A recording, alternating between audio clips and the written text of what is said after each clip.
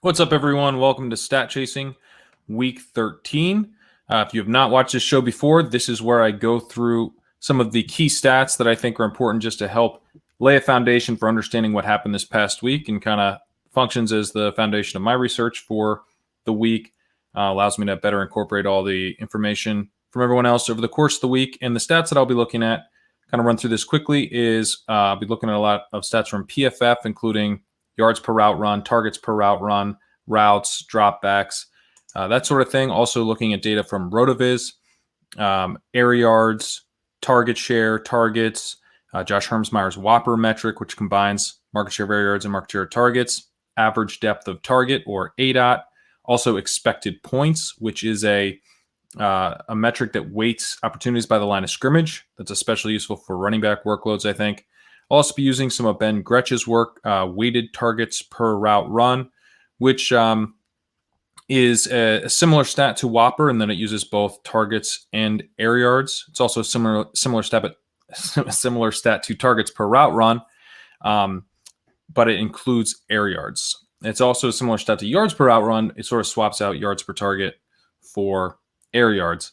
I'm going to reference that a little bit differently than Ben has in the past. Scaling it more towards yards per route run. So on the kind of the 0 to 3 scale instead of a 0 to 1 scale. I just, in my own, looking at the numbers, I've just found that more intuitive. So I'm going to reference it like that this week. Let me know what you think, but basically it's going to be similar to what a good yards per route run would be similar to what a good weighted targets per route run would be. I'll also be using some terms from Ben Gretch's work with stealing signals, green zone, meaning the area of the field from the 10 and in, high value touch, meaning carries within the 10 or targets or receptions, I mean. And yeah, that'll be basically it. The snaps data that I get is from Pro Football Reference. So couple shout outs here. Shout out to @ChangeCollege, who does timestamps for each team in the notes below. Which has been awesome. So thank you to him. Shout out to @BallStreetFF, Steven Krupka, who does highlight videos for each week. Those have been really, really cool. And shout out to Sam Hoppin, who does charts for each team that I use as a visual for the YouTube. And I'll just talk through this quickly here. If you're watching on the YouTube, the charts that Sam's provided, they have targets per route on the x-axis, routes per dropback on the y-axis, and air yards as a bubble with the air yards written in parentheses, the air yard share. So best case scenario is we get someone like DeAndre Hopkins here in the top right running a bunch of routes, getting targeted at a high rate. DeAndre Hopkins bubble a little smaller than we'd like. We'd normally want to see a little bit more air yards, but that's not all that bad. We want to be a little bit wary of guys like Christian Kirk, where he showed up. Guys running a bunch of routes, not getting targeted at a very high rate. Christian Kirk at least getting a little bit of air yards to go with that, which is nice. Indy Isabella, maybe a better example of what we're hoping not to see. Guys just kind of out there not delivering a whole lot of value, either with targets at a high rate or with air yards.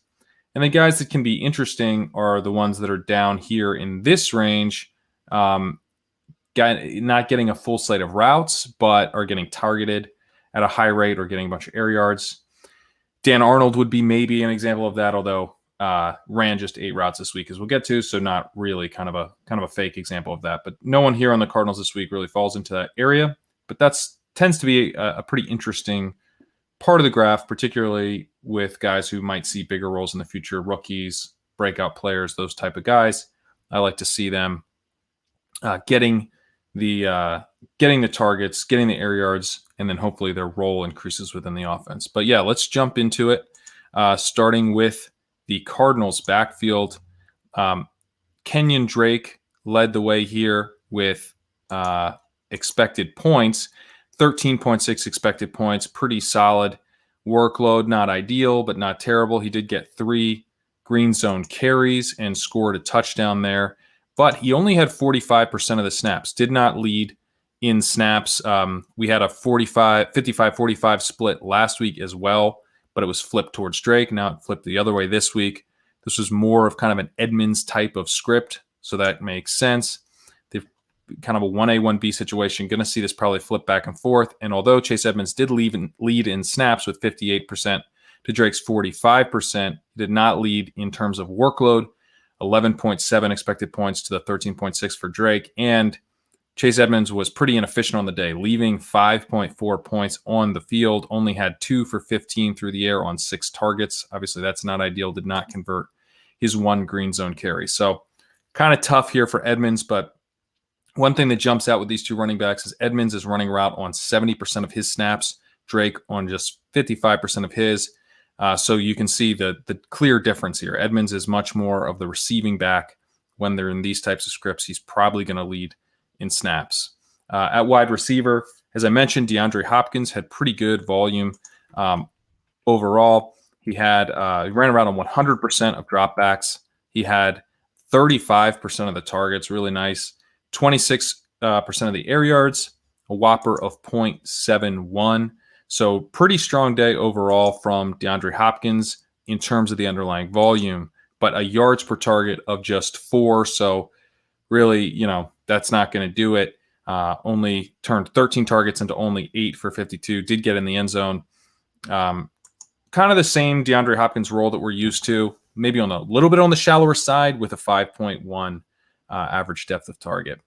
Christian Kirk was even more efficient than we saw last week, and it came on lower volume, so that's going to lead to a rough day. An absurd ADOT here of 23.3. Getting used super, super deep downfield. He ran around on 95% of dropbacks. He had a target share of just 8%, though, 27% of the air yards because he's getting the deep threat usage. A whopper of 0.31, which is not particularly good. So, I think he's probably going to suffer the most if Kyler's not really 100% right now, especially if he's getting used deep, deep downfield like this. And I think that will probably continue because he's the only guy with a deep ADOT. We have Andy Isabella here coming in with the 3rd most routes, running around on 83% of dropbacks. He had an ADOT of just 5.8. That's not like what we were typically used to seeing from Andy Isabella. Would bounce around a little bit, but think of him more as kind of a deep threat guy. But since taking over this Larry Fitzgerald role the last few weeks, he's been used pretty shallowly, and obviously Larry Fitzgerald was as well. So that might be kind of the role to some extent.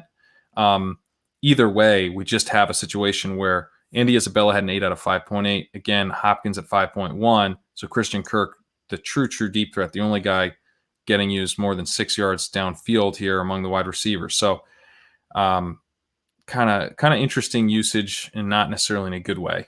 Keyshawn Johnson ran a route on 76% of dropbacks. He had a 11% target share, 6% air yard share, a 0.2 whopper. More involved than usual here. Cardinals running a lot of 4 wide receiver sets this week with Andy Isabella and Keyshawn Johnson in the slot. Keyshawn also being used shallowly in the slot. It's possible that Keyshawn Johnson ends up playing over Isabella in the slot once Larry Fitzgerald is back. We'll have to see. Andy Isabella has not been impressive in his audition here, taking over for Fitzgerald. At tight end, as I mentioned, Dan Arnold only ran 8 routes, but was awesome on those routes. He had yards per target in this game of 30.5, had the deep touchdown, actually got in the end zone twice, turned 3 targets into 2 for 61 and 2 touchdowns. He was only targeted, he only ran a route on 19% of dropbacks. Again, just the 8 routes, but was targeted on 25% of his routes, which is pretty good, but pretty small samples here. So tough to really take too much from this. Pretty fluky day overall. Max Williams was also involved at the same amount, running a route on 8 routes for 19% as well.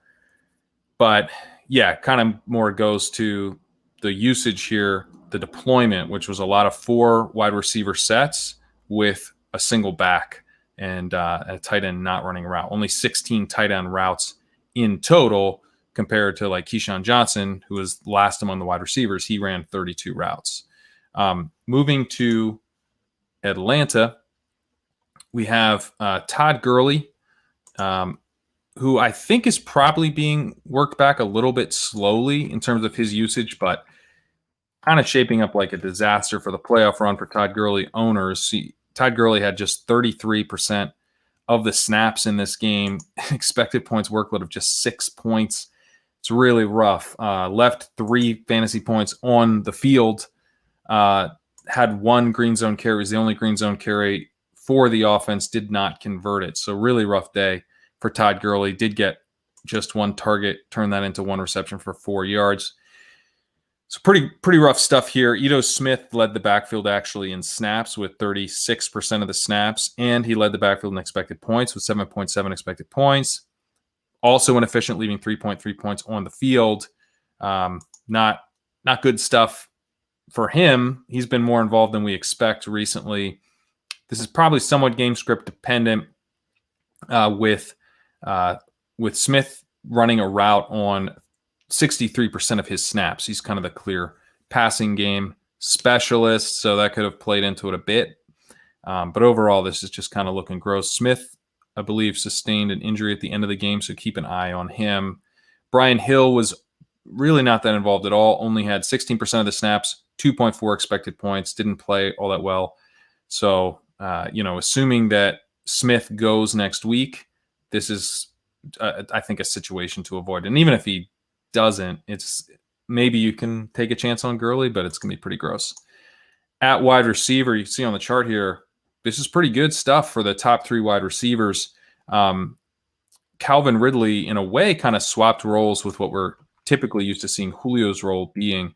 Ridley had an 8 out of 18.6, which is a bit more of that Ridley, or a bit more of that Julio deep threat role, but still had really nice volume. Calvin Ridley just continues to be very consistent. Ridley ran a route on 95% of dropbacks. He had 27% target share, 41% of the air yards, a whopper of 0.69, which is really nice. Really strong per target volume, or per route volume. So nice game from Ridley here. Maybe helped that Julio was a little bit banged up. Julio did not appear to be fully healthy, but still ran a route on 90% of dropbacks, was targeted on 24% of his routes, had a pretty nice weighted target per route run, 2.54, again on that yards per route run type scale. And target share 27%, area share of 24%, pretty solid whopper of 0.57. So good stuff from Julio. Hopefully he continues to work back and get all the way healthy. Russell Gage continues to kind of be pretty consistent as the third weapon here. Ran around on 86% of dropbacks, had 22% of the targets, 16% of the air yards. Pretty solid whopper of 0.44. Definitely ahead of Hayden Hurst as the third option. Hayden Hurst kind of turned back into a pumpkin here with Julio back. I really do feel like he needs one of Ridley or Julio out, maybe Gage out, but he's having trouble earning targets when everyone's healthy. He did run a route on 69% of dropbacks, which isn't bad for a tight end, but targeted on just 10% of his routes, and he has an 8 out of 5.5 this week, which isn't terrible for a tight end, but not getting used deep downfield like sometimes we do see with tight ends, which helps make up for a little bit of a lower target percentage. But that 10% target per route run is really bad for Hayden Hurst and not atypical. Moving to Buffalo, Zach Moss appeared to be benched in this game, lost a fumble, and that led to just 15% of snaps for him. So pretty rough day for Zach Moss owners. Had just 2.8 expected points in this game. Devin Singletary got 85% of the snaps, so that was nice to see for his owners. However, on a 16 expected points workload, he left 4.7 points on the field, did not convert his lone green zone carry. So could have been a bigger day for Devin Singletary for sure, but ultimately not that impressive of a fantasy day for him, even with the big workload. I think that, this workload kind of proves the value that could be here if it was just one running back. But I think that Zach Moss would, kind of take back this 50-50 split. If we did see Devin Singletary get more like 70-75% of the snaps going forward, he would be pretty interesting.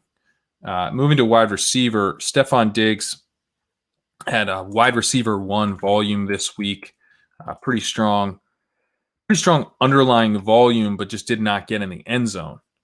He ran around on 98% of dropbacks. He had a 29% target share, 28% air yard share, a whopper of 0.63, which is pretty nice.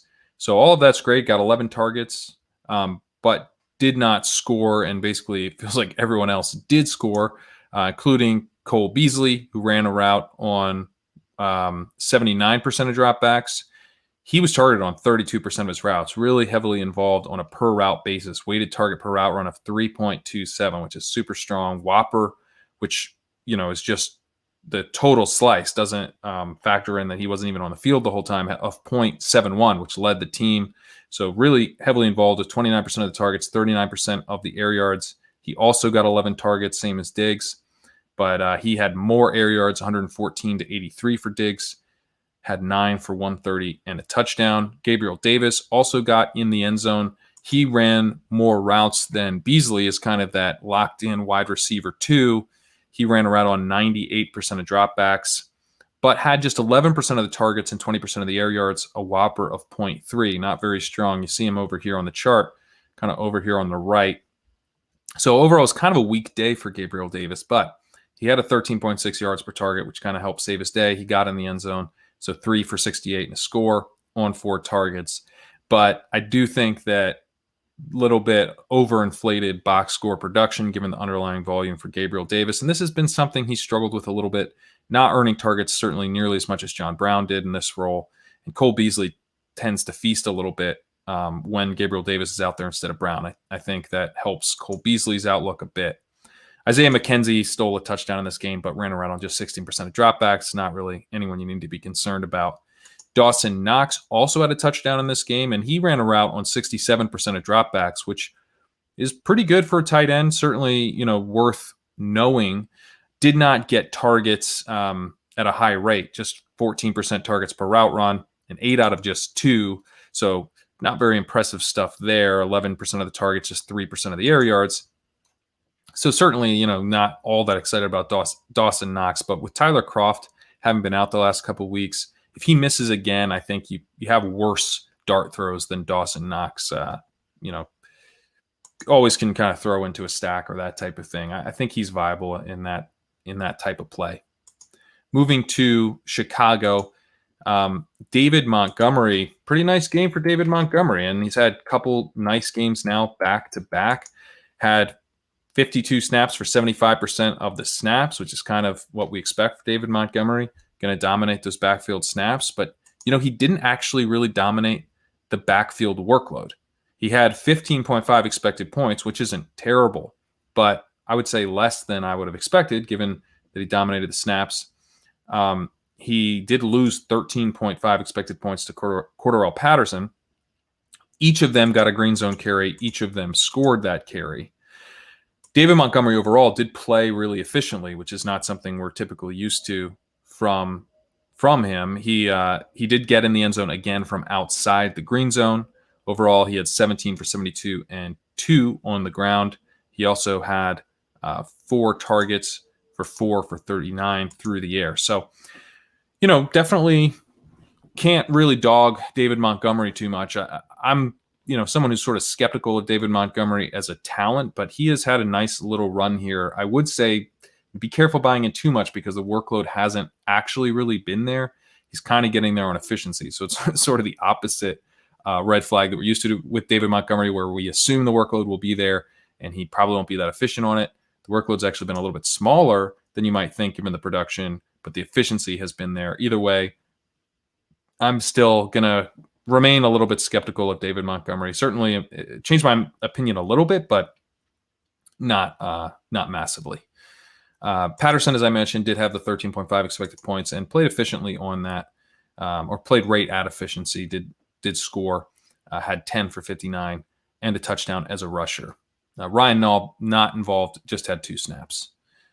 At wide receiver, Allen Robinson continues to have true wide receiver 1 usage. I'd say a little bit of a tick below elite usage, but pretty strong. Had a route run on 95% of dropbacks, 21% of targets, 36% of air yards, and a whopper of 0.57. So pretty strong stuff from Allen Robinson. And, God, would love to see this guy with even solid quarterback play because just continues to get the job done. 2.14 yards per route run this week. Has had pretty strong yards per route run on the season. So just a little bit disappointed we haven't been able to see this guy in his prime with better quarterback play, but I digress. Moving to Darnell Mooney. He has had a route run on 95% of dropbacks this week, had 18% of the air yards, 18% of the targets, 24% of the air yards, a whopper of 0.44. Came into the game banged up, but still had pretty decent volume in this one. Anthony Miller, he's going to be on the field less because he plays almost exclusively out of the slot. Ran a route on 70% of dropbacks here. Had an 8 out of 6.4. But 15% of the targets, 15% of the air yards, 0.33 whopper. That's all pretty solid. On a per route basis, a little bit more impressive than Darnell Mooney. Basically right in the same range as Darnell Mooney. But that's not something we can really expect to change. Mooney's going to have that advantage on routes because of his role. He plays on the outside where Anthony Miller plays in the slot basically exclusively. At tight end, Cole Kmet had a little bit of a breakout game. 5.3 yards per target here, which isn't very good, but that matters less than the fact that he was able to get targets when out there, which is something he has struggled with over the course of the season. But this was a nice game for him. He got 7 targets on 20 routes. Shout out to Ben Gretch, who had identified him as someone that the stats were underappreciating last week because Jimmy Graham played a lot in garbage time last week. And I think that had kind of downplayed Cole Kmet's chances to have a breakout game this week, which I think Ben was right about. He ultimately, his stat line, Cole Kmet had 7 targets, 5 receptions, 37 yards, did get in the end zone. So pretty nice for Cole Kmet. Although the route, he did not have as many routes over Jimmy Graham as I would have expected this week. Jimmy Graham still out there for 41% of dropbacks. This was not a garbage time situation this week, although when Jimmy Graham is out there, it kind of feels a little bit like garbage time, right? But he did not do anything with his routes, just a 7% target per route run. 8 out of 19, bit strange. I don't know why they were using Jimmy Graham deep downfield. Didn't work. He only got the 1 target, did not catch it. Moving to Cincinnati, Giovanni Bernard, he led the way here with 67% of snaps. That's down from last week's numbers, where he was getting that elite snap share, and he did not have a strong expected points workload either. He was very inefficient, left 4 points on the field, so you're not really touching this backfield. Samaje Perine, he was back up to 33% of snaps, but just 1.4 expected points. You're not touching this backfield.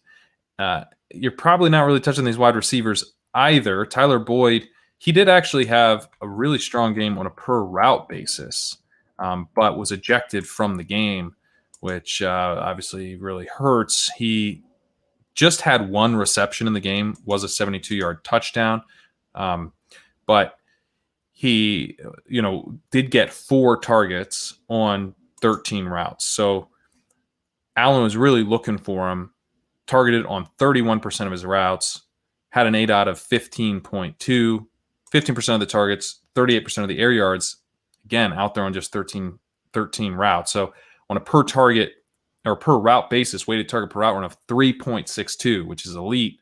And then a yards per target obviously is going to be jacked up because of the 1 long touchdown reception of 18 there. So could have been a nice day for Tyler Boyd, but getting ejected ruined that. T. Higgins had a pretty solid day. He had a route run on 82% of dropbacks, 27% of the targets, 45% of the air yards, a whopper of 0.72, which is really nice. But yards per target wasn't terrible, but it probably prevented a blow-up day. He had a yards per target of 8, leading to a yards per route run of 2, which is good, but not great, and had 7 targets for 5 for 56. So could have been a bigger day. Didn't necessarily have a terrible day, but the underlying volume was pretty strong. AJ Green is truly just a field stretcher decoy right now. Ran a route on 91% of dropbacks, targeted on just 3% of those routes. 31 routes led to 1 target. At tight end, Drew Sample is someone that I've made fun of a little bit on here, but he's coming on a little bit. Back-to-back solid games with Brandon Allen. I'm willing to consider this kind of a thing now, given the quarterback change. Assuming we still have Allen going forward, then I think Sample is someone that you can consider kind of a dart throw. I checked his salary on DraftKings. He's actually not at the minimum. He's at $3K, but still a super cheap guy. Ran around on 74% of dropbacks. Target per route run of 28%, which is really nice. Got 27% of the targets in this game. Had an 8 out of just 1.9, which is obviously not going to lead to a lot of big plays, but it should lead to a high catch rate, and it did here in this game with 7 targets turning into 7 receptions for 49 yards. So, can do worse at this point than Drew Sample. Seems to have a connection with Brandon Allen. In Cleveland, Nick Chubb dominated green zone work again this week, which, a couple weeks ago we had that weird thing where it looked like Hunt was getting the green zone work. Had read that, had to do with Chubb not having his contact, being able to get his contact in or something. And something fluky happened because since then he has been getting a big share of the green zone work. He had 3 green zone carries in this game, 2 Kareem Hunt's 1, and Chubb is the one who got in the end zone. He had just 50% of the snaps, though, which is a concern. Because of the green zone work, he had 16.5 expected points, so that's nice. But, with just 50% of the snaps, with just 1 target, it's concerning what his workload could be if they weren't in, positive game script, weren't in a high-scoring environment. Could get a little ugly. The really split snap share does create a low floor here. Kareem Hunt had 49% of the snaps. He actually also had a really strong workload of 14.4 expected points. Did get a green zone carry, didn't score it. Left 5.7 points on the field, though. He was very inefficient as a rusher. 14 rushes for just 33 yards. Also had 3 targets for 3 for 24. So his inefficiency actually really came down to his low floor this week came down to inefficiency, not the split workload so much. But obviously the split workload is still going to hurt. Dearness Johnson just had 3% of the snaps. At the very least, it is just 2 guys here. We don't have to worry about a third running back stealing anything. At wide receiver, Jarvis Landry, as he's gotten healthier and the weather's gotten better, all of a sudden he's starting to look like a 30% target guy. Pretty exciting. And this week he had 32% of the targets, just 19% of the air yards. He's going to get targeted a little bit more shallowly than, some other lead wide receivers, but still a nice whopper of 0.62. Only ran a route on 81% of dropbacks, so not quite the full slate of routes that we'd like, but not terrible. Rashard Higgins also heavily involved. He ran a route on 83% of dropbacks. He had 29% of the targets and 50% of the air yards. His ADOT was 11.7, so much deeper downfield than Jarvis Landry, and he had a whopper of 0.78, which is a real alpha type of whopper, really strong from Rashard Higgins. He has consolidated this wide receiver 2 role here with Kadarius Hodge out with a hamstring this week. So I think that probably helped. I don't know that he would have such a big role with Hodge back, but certainly took advantage of the opportunity. Landry's role definitely safer, I think, than Higgins. But nice to see that Higgins has this in his range of outcomes without Hodge to compete for targets with. Donovan Peoples-Jones also took advantage of the extra looks with Kadarius Hodge out. He ran around on 56% of dropbacks. He had 10% of the targets, but 27% of the air yards because he was targeted 19.3 yards downfield on average. Decent whopper of 0.34. Pretty solid weighted targets per route run of 1.97. So pretty good stuff. He did drop a touchdown, but otherwise, took advantage of his opportunities. Had a yards per target of 30.7. Big play with 2 for 92 and a touchdown. Could have had another touchdown, but might ultimately get some more playing time out of this. We'll have to see. And certainly, if he's available in any dynasty leagues, I think worth a stash. Austin Hooper continues to be in a 3-way split here. I don't think he can be trusted. He ran a route on just 58% of dropbacks, and he was only targeted on 10% of his routes. Need a guy getting targeted more consistently when you're in this kind of split. Harrison Bryant ran a route on 39% of dropbacks. David Njoku ran around on 36% of dropbacks. Neither of these guys was targeted heavily at all. Just one target between the two of them, and it went to Njoku. Moving to Denver, Melvin Gordon, basically a committee running back in a weak offense. He had 15 for 131 yards, so that was nice to see. But the workload was not really there, only 11.8 expected points. Splitting snaps, 53% of the snaps here. Got a green zone carry at least, but did not score it. Had 3.4 points added in efficiency. So, he did the best with what he had, but committee back on a weak offense is just going to be tough. Philip Lindsay had 39% of the snaps here, 7.9 expected points. He played very inefficiently, left 5.3 points on the field. He can really only deliver value given his role with high efficiency. So when he has these low efficiency days, it just kills you. I don't really see how you could be starting Philip Lindsay right now. Royce Freeman, at least not really involved, only 6% of the snaps. Jerry Jeudy here, you see on the chart, not where we want to see. This deep threat role that he's in is going to lead to some inconsistency, and it did this week. He ran a route on 86% of dropbacks, but with a 16.2 ADOT, led to a yards per target of just 1.7. Did get 4 targets, but just 15% of the targets, 26% of the area was a little better, and a whopper of 0.4, which is okay, not ideal, but not terrible.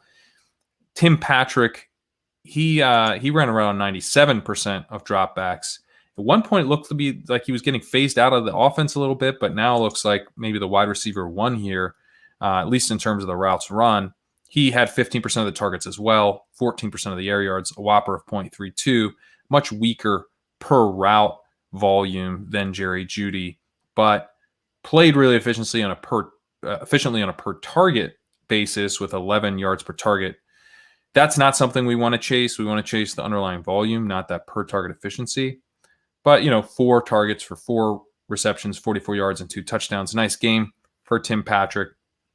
I don't know that he's going to start running less routes, which is key, obviously. KJ Hamler, he played really well in terms of earning that volume. He had a weighted targets per route run of 2.6, which led the entire team, but only ran a route on 66% of dropbacks. He had a 0.47 whopper despite not being out there the entire time, and that led all wide receivers. So again, on a per route basis, was getting pretty decent volume. 19% of targets, 27% of air yards. His yards per target wasn't very good, just 4. Had 5 targets for 2 for 16. But KJ Hamler, I think, can play. Would like to see him getting out there more. At tight end, Noah Fant, his routes remain down this week. He was running in the 80s earlier this season. He struggled with injuries. He was down in the 60s last week. Continues to be down here. Ran around on 66% of dropbacks. That's not ideal, but he was the top receiving option overall in this game with a whopper of 0.52, 26% of the targets, 19% of the air yards. Solid, kind of normal ADOT for a tight end of 6.7.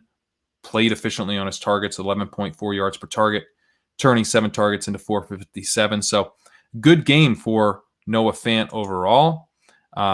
Would expect his role to grow, I think, as the season goes on. Hopefully he's getting a little bit healthier. And, Nick Vannett here, not really involved. You see down on the chart.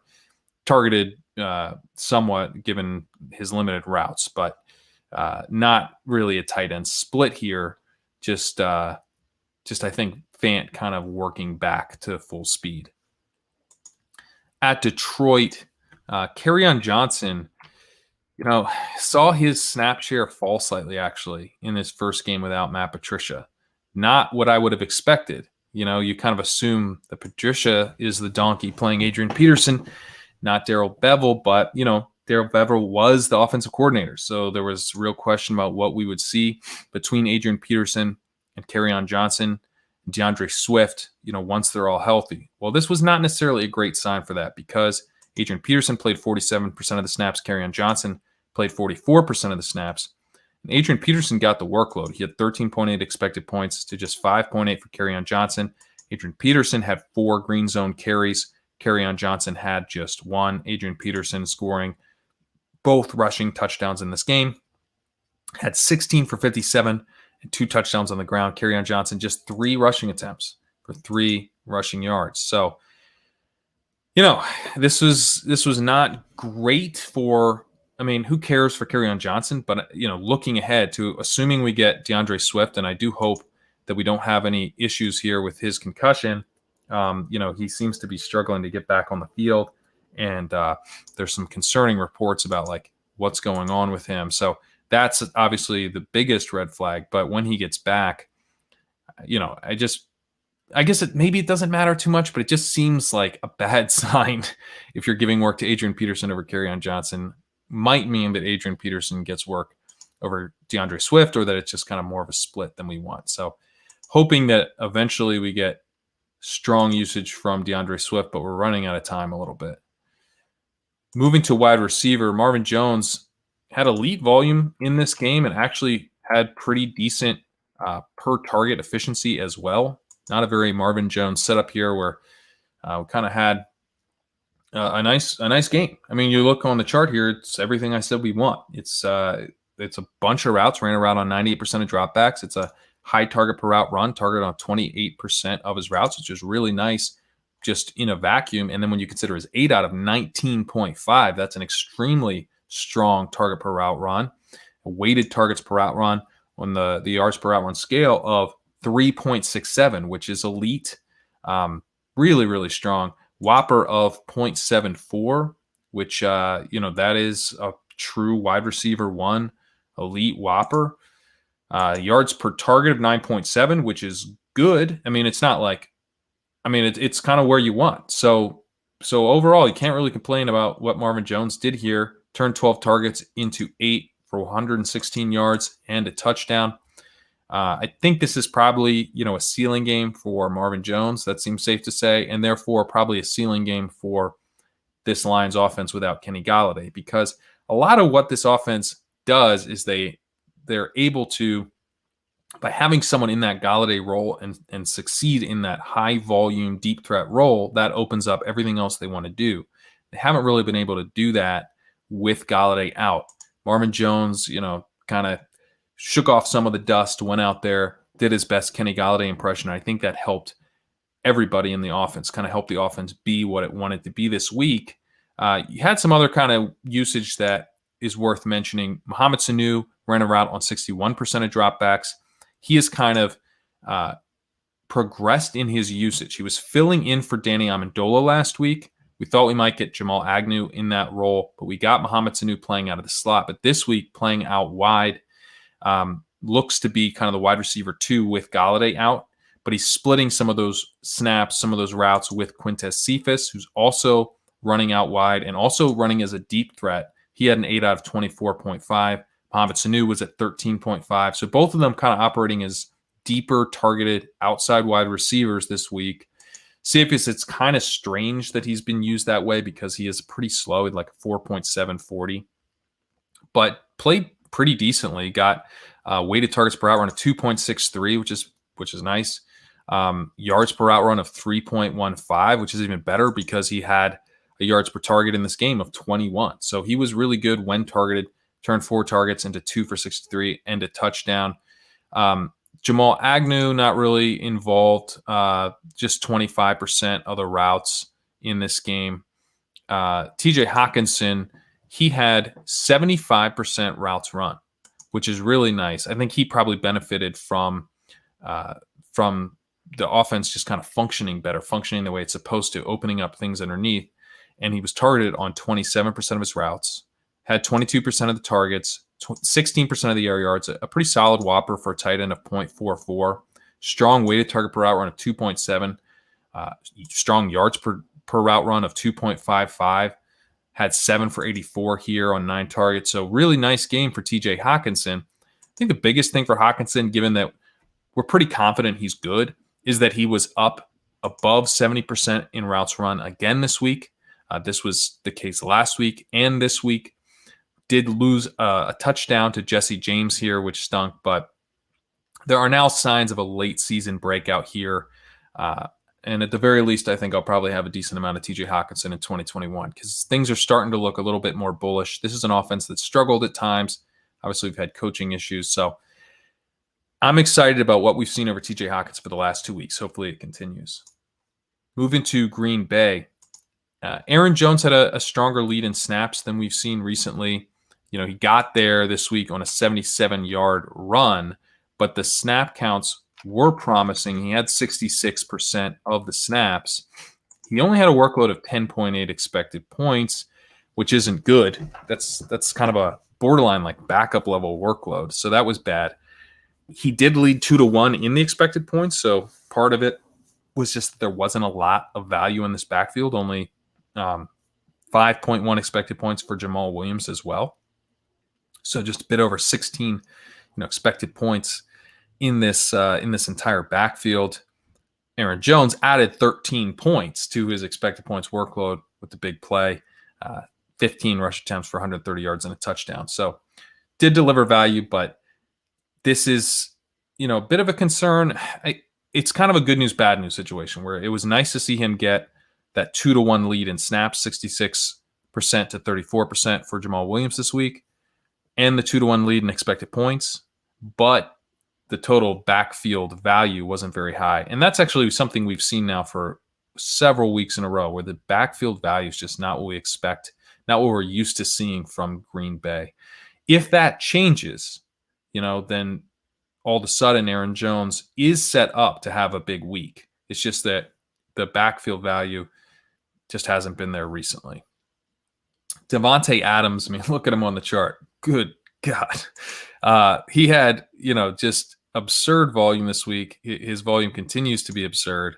And then when he gets targeted, he continues to make these amazing plays. I'm sure you saw his touchdown, which ended up being Aaron Rodgers' 400th touchdown, where he just bullied Darius Slay on his way to the end zone.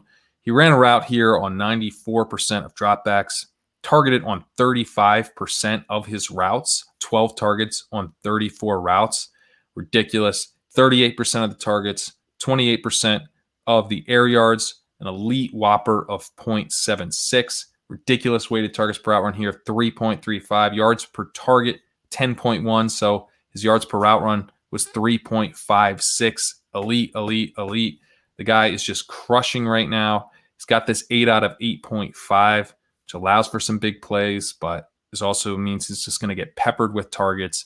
He is just having a historic season, continues to be someone, you're just so excited to have in whatever season-long dynasty type of formats, but also just someone I'm trying to get into DFS lineups, and that will continue to be the case. Marquez Valdes-Scantling has really seen his volume decline recently. He's still out there a lot, ran around on 75% of dropbacks, had a target per route run of just 4%, got just 2 targets on his 27 routes. His ADOT has kind of it's just been crazy high, 46.5 ADOT this week. That's just too deep. You're not going to get anything on that, and that's what happened. He didn't have any catches in this game on the 2 targets, just 6% of the targets, 26% of the air yards, though, because, when you get targeted that deep, that'll jack up those air yards. So his overall volume isn't awful, whopper 0.27, but we're not going to do much with, just a couple super, super deep targets. And so what I think, it's 2 things that are happening. One, Equinemius St. Brown is starting to mix in a bit. Running routes here on 25% of dropbacks, and he's getting some targets. He had 2 targets as well in this game, targeted on 22% of his routes. So he tends to get targeted at a decent rate when on the field, and he tends to run deeper routes than 8 out of 13 in this game. And then Allen Lazard, he is out there. He was out there almost as much as Marquez Valdes-Scantling this week, running around on 72% of dropbacks. And he also had an ADOT of 14. So with 3 guys all running deep, it's starting to hurt Marquez Valdes-Scantling's ability to get those deep targets because there's some other options for Aaron Rodgers here. Allen Lazard had 12% of the targets, 15% of the air yards, a whopper of 0.3. Decent weighted target per route run of 1.74. Not ideal. Basically, when you have a guy like Davante Adams soaking up so much of the volume, it's going to hurt everybody else. But also, they're kind of in different roles. This week, they were all kind of in deeper threat roles. Davante Adams able to eat underneath. The other guy running underneath was Robert Tonyan. He ran around on 64% of dropbacks, had a target per route run of 22%, which is a good mark for a tight end. Had 16% of the targets. So pretty solid day for Robert Tonyan. He's not running quite enough routes to where we can fully trust him. It's just 64% of dropbacks.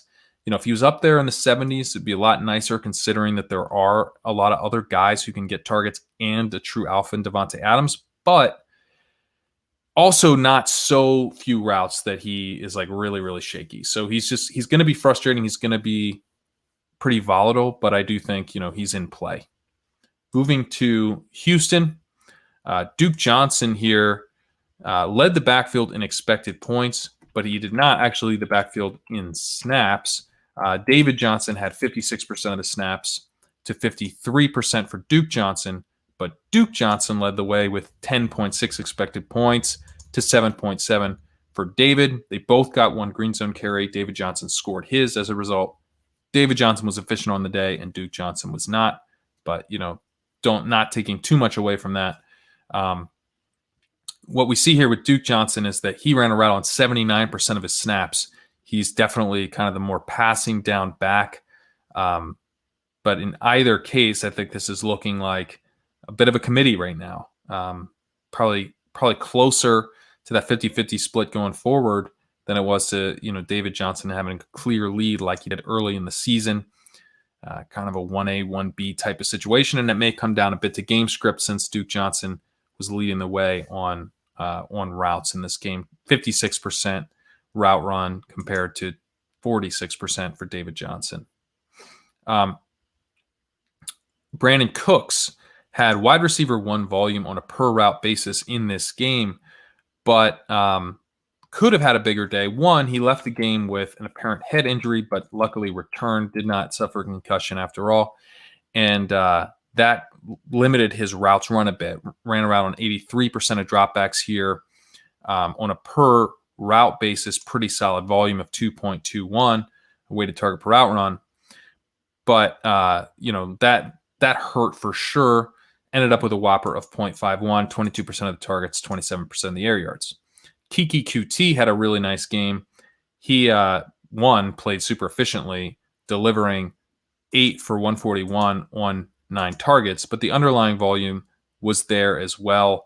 He ran around on 83% of dropbacks, had 24% of the targets, 29% of the air yards, and a whopper of 0.57, which led the team. So strong day for Kiki QT. And the interesting thing was that how did they deploy these guys?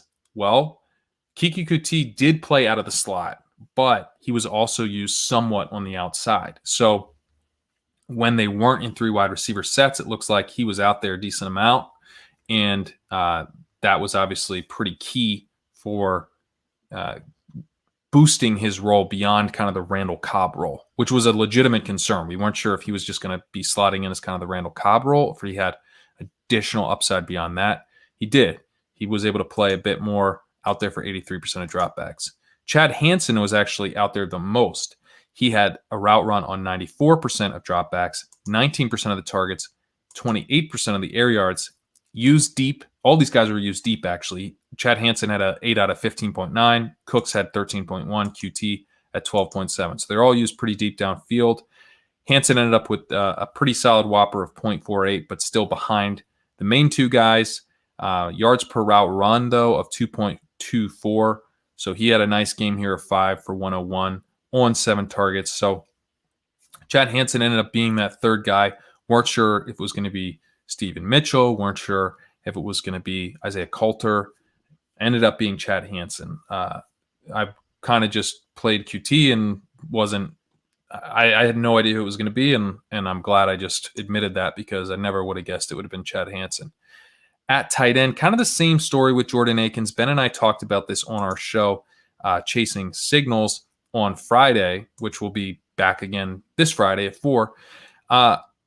Tough to kind of project a bunch of targets for Jordan Akins with Will Fuller out because they play different roles. And Jordan Akins doesn't really do a good job of earning targets. So, yeah, he was out there a lot, ran around on 75% of dropbacks, which is pretty strong for tight end, but targeted on just 8% of his routes, had 3 targets on 36 routes. Not great stuff there. 8% of the targets, 6% of the air yards, a whopper of 0.16. So Akins is going to let you down. Not every time. He'll get in the end zone sometimes, but he's just tough to count on. And, even without Will Fuller, I'm not sure how much more production we'll get out of Jordan Akins. We'll probably get some more routes.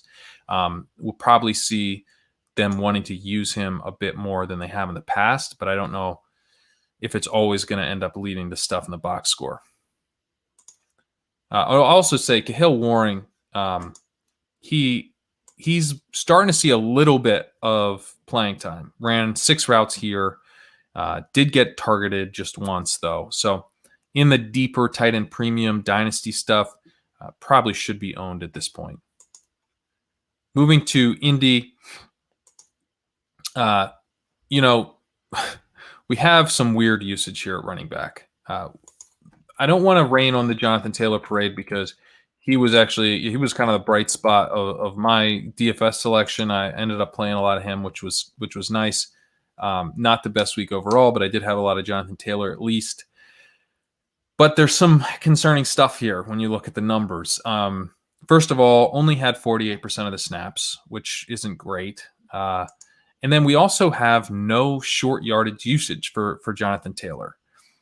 Heading into the game, obviously, Jacoby Brissett was going to be a concern because we just saw him steal some short touchdowns. Luckily, that did not happen in this game. He didn't steal any short touchdowns, but Brissett did have a 3rd-and-1 rush here. And we had a 4th-and-1 rush to Nyheim Hines, which did not get converted. And we had 2 green zone carries for Nyheim Hines, 0 for anyone else in the backfield. And Hines scored on one of those.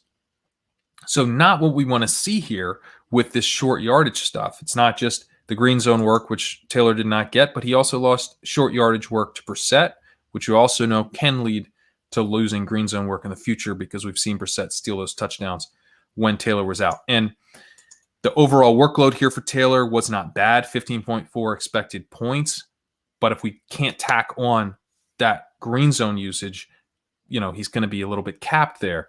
He hit value by being very efficient, adding 7.1 points in efficiency. That's good. Like to see that. But, one of those was a really long reception where he's just kind of wide open and, put on the Jets, got into the end zone. That was great.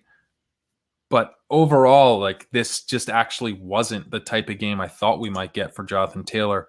Luckily, this guy that's supposed to be the next Trent Richardson or whatever delivered really strong efficiency, but it really wasn't there in terms of the underlying volume.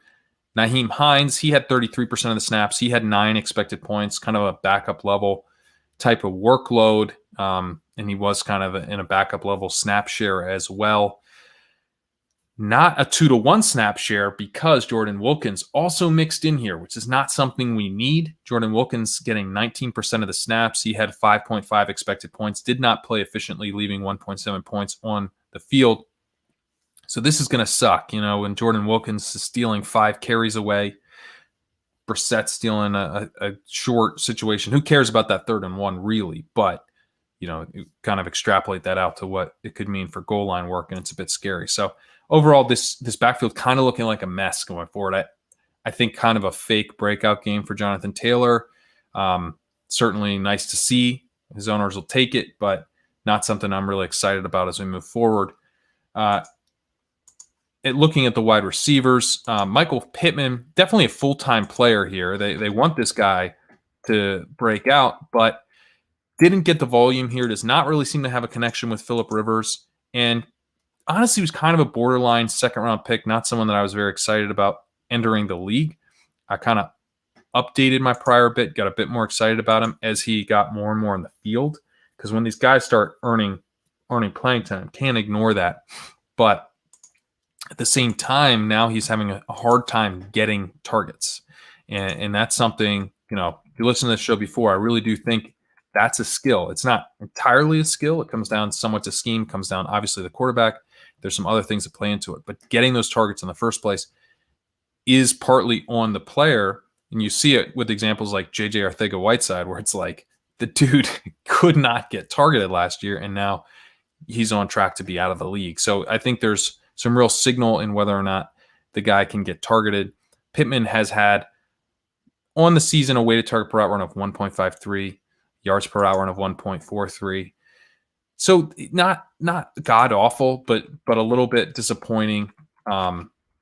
This week was on the more disappointing end of it, with just 14% of the targets, 9% of the air yards, whopper of 0.28, weighted target per route run of 1.17. So disappointing game for him. A lot of the volume funneled over to T.Y. Hilton, who had an alpha wide receiver day.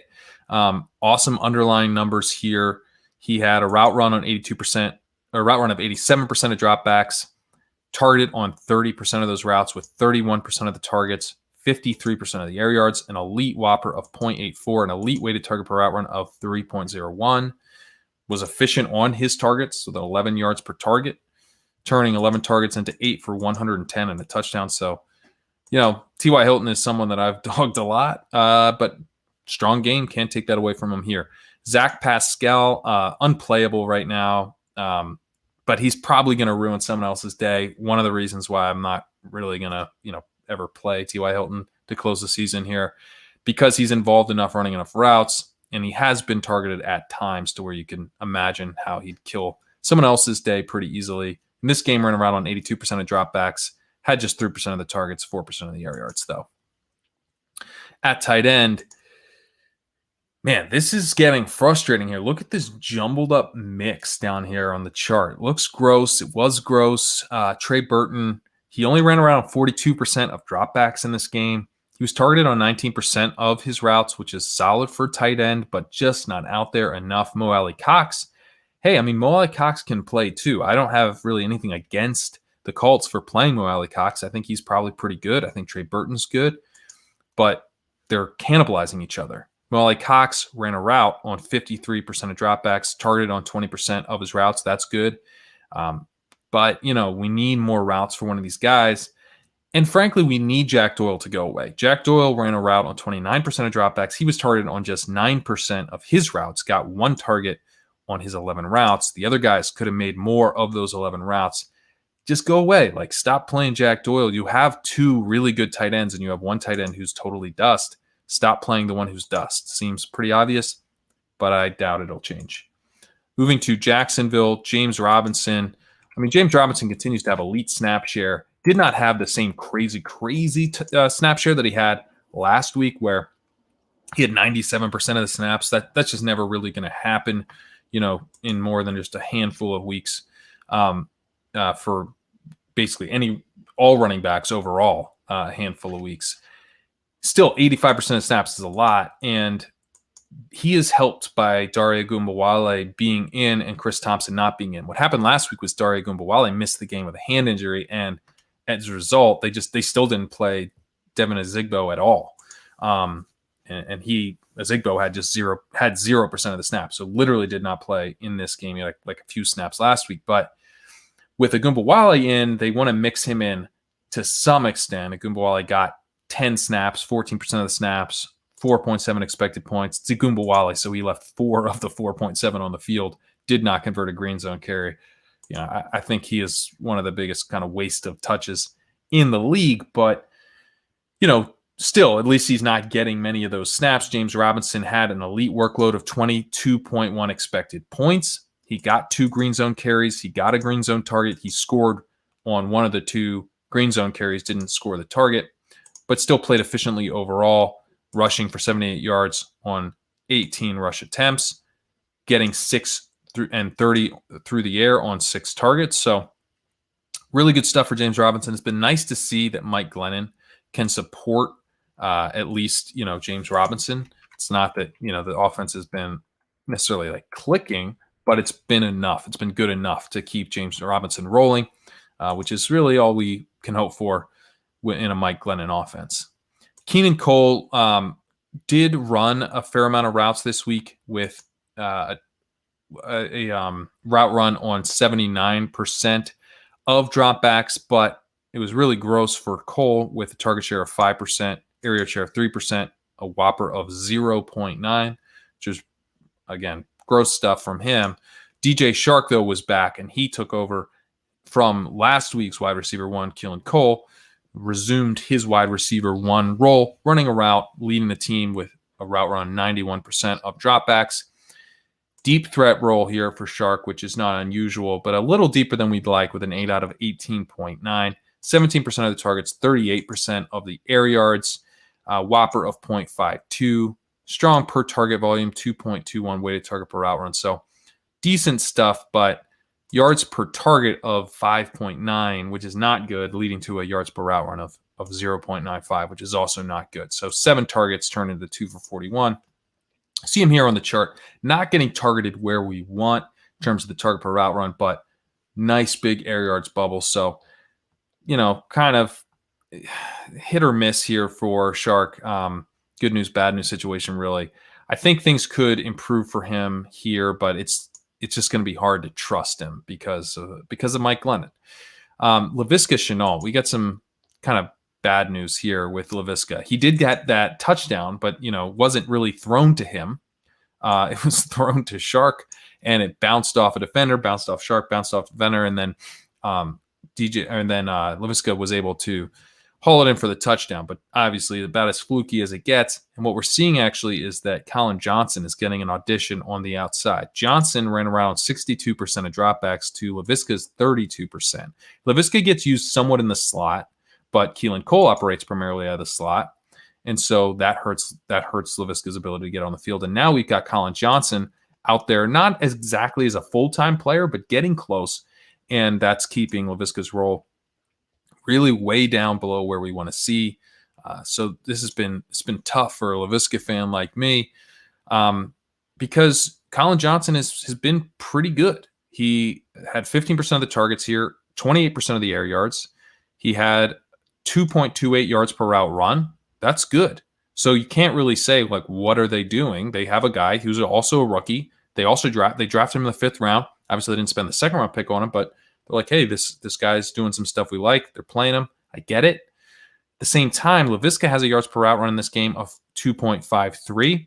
His yards per route run on the season is just slightly behind where DJ Shark is. He's played pretty well on a per route basis.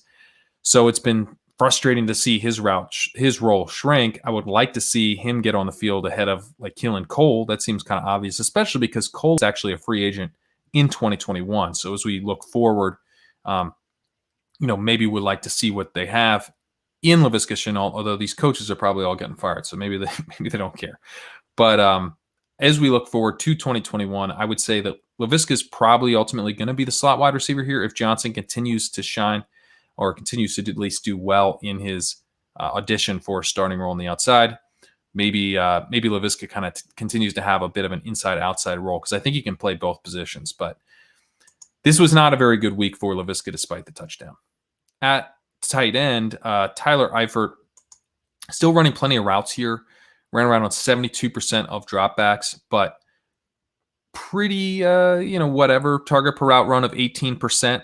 Not great, but not bad, and running enough routes to be someone to keep in mind for dart throw. So he is in that dart throw cheap tight end mix. It's going to feel gross to play him, but I don't think it's a bad idea to play him necessarily. James O'Shaughnessy would probably be more interesting if he were to get playing time over Eifert, or if Eifert were to miss any time. O'Shaughnessy targeted this week on 40% of his routes, ran around on 32% of dropbacks, has a much better target per route run this season than Eifert with 19% target per route run, which isn't great, but is okay, to just 15.4% for Tyler Eifert. So do think that O'Shaughnessy would be someone I'd be more excited to kind of take a dart throw on if we got the chance, but just something to keep in mind for now. It is Eifert. Moving to Kansas City, We had an active Clyde Edwards-Helaire in this game, but we did not get any snaps for Clyde Edwards-Helaire, kind of an emergency backup guy as it turned out. And that led to the blow-up game that we all knew we'd get from Le'Veon Bell. Just kidding. He only had 52% of the snaps in a no CEH game, 48% of the snaps for Darrell Williams. I mean, that's kind of embarrassing, right? Like, what is going on that Darrell Williams has 31 snaps to Bell's 33? It might be that Bell isn't playing very well. He left 6.8 points on the field in terms of his inefficiency. He had a workload of 14.3 points, but left 6.8 points on the field of that. Did not score on 2 green zone carries, did not score on a green zone target. So Bell really leading to really failing to deliver on what could have been a decent workload here. He did lead 3-1 in terms of the workload, but his snaps, again, basically 50-50 to Darrell Williams. Darrell Williams had 5.3 expected points. He played right at expectations, with literally exactly at expectations. Had 6 rushes for 38 yards, had 2 less rushing yards than Le'Veon Bell in this game on 6 targets to Le'Veon Bell's 11. So pretty gross stuff for Bell here. At wide receiver, I mean, Tyreek Hill, everything I'm going to say, it could have been different if they had just challenged what was a touchdown, what was like a 40-yard touchdown or something, and they didn't challenge it.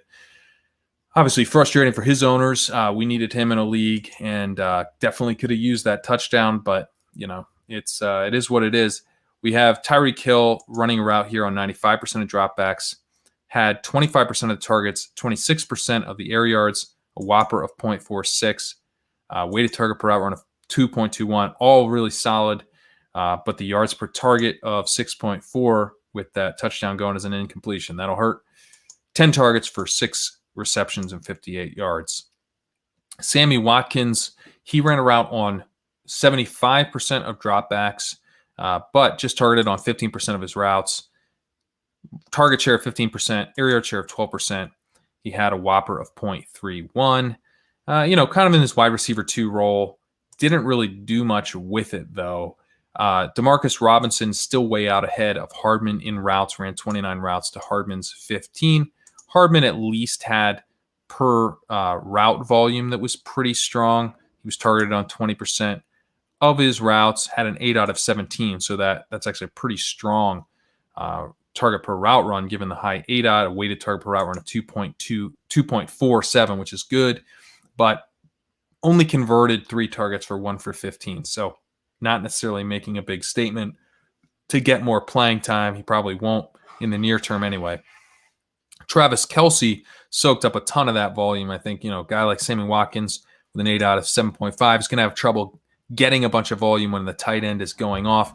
Travis Kelce ran around on 82% of dropbacks and was targeted on 33% of his routes, which is even more impressive when you consider his deep ADOT for a tight end of 12.6, target share of 32%, air yard share of 43%, weighted target per route run of 3.74, whopper of 0.79. All this is elite. 13 targets, 8 for 136 and a touchdown. I had a chance in a dynasty league to sell Travis Kelce for Darren Waller plus. The other owner was really, really motivated, wanted to get Kelce from me, was offering a bunch on top. Not a bunch, but like Chase Edmonds and some like later picks and like James White and stuff. So bunch is a bit of an overstatement, but he was throwing around a lot of different ideas. I wasn't even really countering. And even with Darren Waller going off, having a career day, as we'll get to soon, I feel great about having Kelce. Just the volume that Kelce gets within his offense, and then that offense being the Chiefs' offense, quarterback being Patrick Mahomes. I mean, yeah, like heading into the playoffs, it's just such an advantage to have Travis Kelce this year. Moving to the Rams, Cam Akers, bit of a breakout game. Pretty exciting stuff. He had 7 green zone carries in this game. 7 green zone carries. Just got fed down there. Only turned it into 1 touchdown. But on top of the green zone work, which led to an expected points workload of 20.2, which is an elite workload, performed a little bit inefficiently on that workload because only scored 1 touchdown on the 7 green zone carries. But 63% of the snaps. So a clear snap lead for Cam Akers in what had been a pretty muddled backfield, in what had been a situation where you had Darrell Henderson kind of splitting early down work with Cam Akers, but having a bit of an edge on Cam Akers, and then Malcolm Brown getting a big chunk of third down work. That kind of all shifted a bit this week, where we have Cam Akers getting 63% of the snaps to 22% for Darrell Henderson and just 16% for Malcolm Brown, and 4.3 expected points for Darrell Henderson, 3.3 for Malcolm Brown. So just 7.6 expected points total for those two backs to 20.2 for Akers. So this was really nice to see. Akers had 21 rushing attempts in this game, had 72 rushing yards and 1 touchdown. Henderson broke off a big run and went 3 for 49 and a touchdown, but only 3 rushing attempts for Darrell Henderson.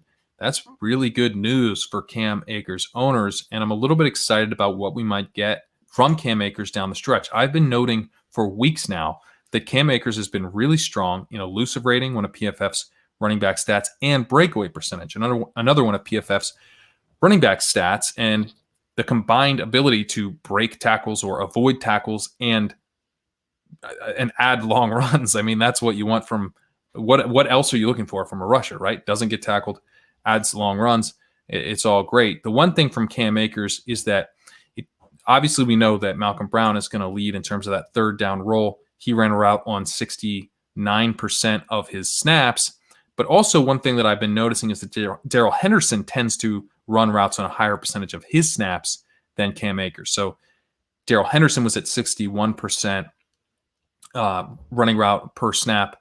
Cam Akers ran a route on 48% of his snaps. So a clear difference, I think, in terms of Henderson versus Akers in what they might do going forward as we look ahead to 2021, assuming Malcolm Brown is not back, who was a free agent. How do they split this backfield out if it's just the two of them? I think Henderson has the lead in the receiving work. I think if one of them is going to be kind of a third down back type going forward in replacement of Malcolm Brown, it's going to be Darrell Henderson. However, really nice to see that Cam Akers is taking over, looks to be taking over as the lead rusher here to close out 2020. That's going to be a big deal if it sticks.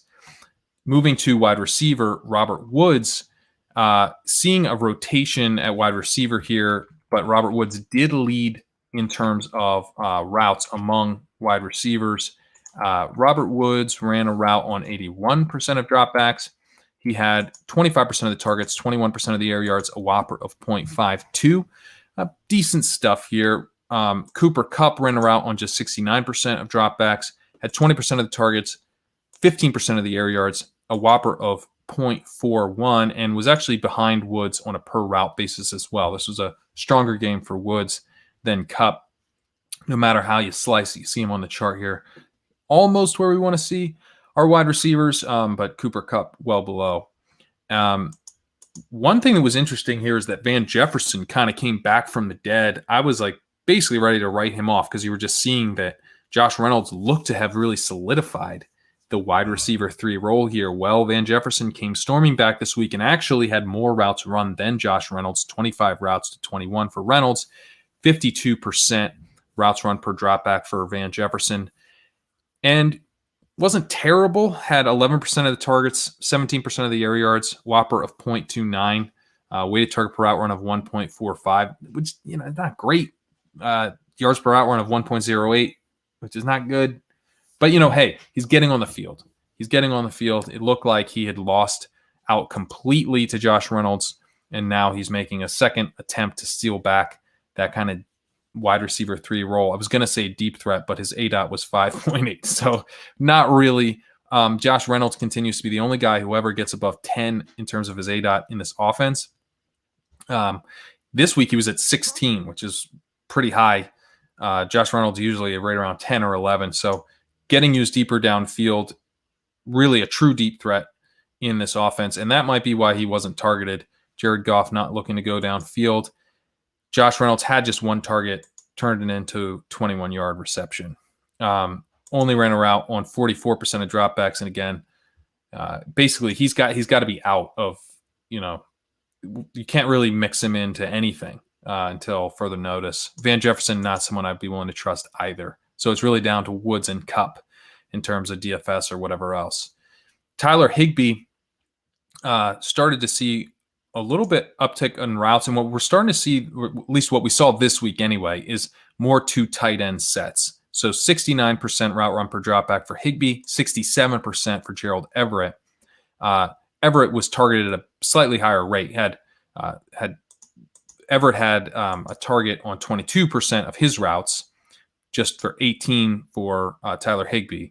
Basically, Everett had 7 targets to Higbee's 6. Is probably the best way to put that. Everett more efficient on his targets, went 6 for 44, but Higbee got in the end zone 4 for 24 and a touchdown. So continues to be a split here. Would like to see this consolidate a bit to 1 tight end, as I've mentioned many times. However, the 2 tight end set is not the worst thing in the world. You're seeing this week, both guys were up above where we sometimes see the number 1 tight end on a team. So they're not going to get up into the 70s unless one takes a bigger lead on the other. But seeing both guys up into the 60s here, if we see that again, we start to see kind of a trend towards more 2 tight end sets, then they become more interesting dart throws. Moving to the Chargers, Austin Eckler saw his snaps drop from 72% to 60% with Kalen Ballage back this week. So that's a big deal. I mean, that's a fairly significant drop in snaps. He also did not have any green zone work, although no one else did either. So that's up in the air. What would happen if Austin Eckler had a chance to be in the green zone? Would it go to Ballage? Is Ballage the goal line back here? It stands to reason that he is, because we saw Josh Kelly working as the green zone back before Ballage was back. And Kelly had just 4% of the snaps in this game. Ballage had 38% of the snaps. So Kelly basically benched here for Ballage as the RB2. My guess would be that, Ballage probably would be the guy at the goal line instead of Eckler. But it might be the type of thing where if they, if they're hurrying up to if they already have Eckler in, maybe they don't sub him out every time for Ballage. Maybe if they got a carry from the 1, they do. But if they're operating from the 4 or 5 yard line, maybe Eckler stays in. But overall, just a bigger shift in snaps than I would have expected, going down from 72 to 60%, and Ballage playing 38%. The expected point workload was also not ideal for Eckler, with 14.5 expected points, left 3.7 points on the field. Ballage had 8.1 expected points. Over, it wasn't even a 2-to-1 ratio here from Eckler to Ballage. Ballage not efficient on the day, leaving 1.2 points on the field, but less inefficient than Austin Eckler. Eckler had 8 rushes to Ballage's 7. He had 9 targets to Ballage's 4. At wide receiver, we got this narrative here that the number 1 option is going to get taken away by Bill Belichick. That didn't really happen. It was more the narrative. The Bill Belichick narrative that got boosted this week was that he's going to destroy rookie quarterbacks, and certainly Herbert struggled against him quite a bit. But Keenan Allen actually got his typical volume. He ran around on 89% of dropbacks. He had a 21% target share, 34% air yard share, whopper of 0.55, pretty strong weighted target per route run of 2.07. Not like huge, but he did his Keenan Allen thing, got 11 targets. He struggled on his per target efficiency, probably more of a Herbert thing than anything else, turning 11 targets into 5 for 48. Mike Williams also had solid volume. His ADOT was still shallower than when Herbert was really dealing, but not so shallow. It was had really fallen off last week at 12.3 this week. Williams usually up around like 15, but a little bit shallower this week. Had a target share of 17%, 34% of the air yards, a whopper of 0.5. And Jalen Guyton also being targeted a little bit more shallowly as well this week with an 8 out of 13. Still kind of a clear deep threat, but again, just a bit more shallow. I wonder if that is kind of a symptom of the offense struggling a little bit. 13% of the targets for Guyton, 28% of the air yards, a whopper of 0.4. One thing that I thought was really noticeable this week was that Hunter Henry only ran a route on 50% of dropbacks, which is not good. It's way below where you want to see a starting tight end. Had just 4% of the targets, 5% of the air yards. Pretty gross stuff here. Donald Parham, he ran a route on 23% of dropbacks, which is not really that much, but he got 4 targets on his 13 routes. So, Herbert was looking for him when he was out there, had really strong per route volume. Someone to keep in mind, I think at this point, not the worst stash. It's, tight end premium type of dynasty stash because Hunter Henry is a free agent after the season. So if he leaves, they don't draft someone. Frankly, even if they do draft someone, Parham could have a decent role next year if Henry departs. Moving to the Raiders, Josh Jacobs may miss again. So, really want to see what we had here in terms of the running back split. What do we have? Well, we had something really, really gross. We have Devontae Booker, 42% of the snaps. Jalen Richard, 41% of the snaps. And Theo Riddick, 17% of the snaps. Why are you doing this to us, John Gruden? Theo Riddick, seriously? And this led to an expected points split that left Devontae Booker with just 10.4 expected points, Jalen Richard with 4.4, and Theo Riddick with 3.8. Everyone played inefficiently on the day. Booker left 4.3 points on the field. Riddick left 1.7. Riddick left 1.9, and Richard left 1.7. Jalen Richard got the green zone carries.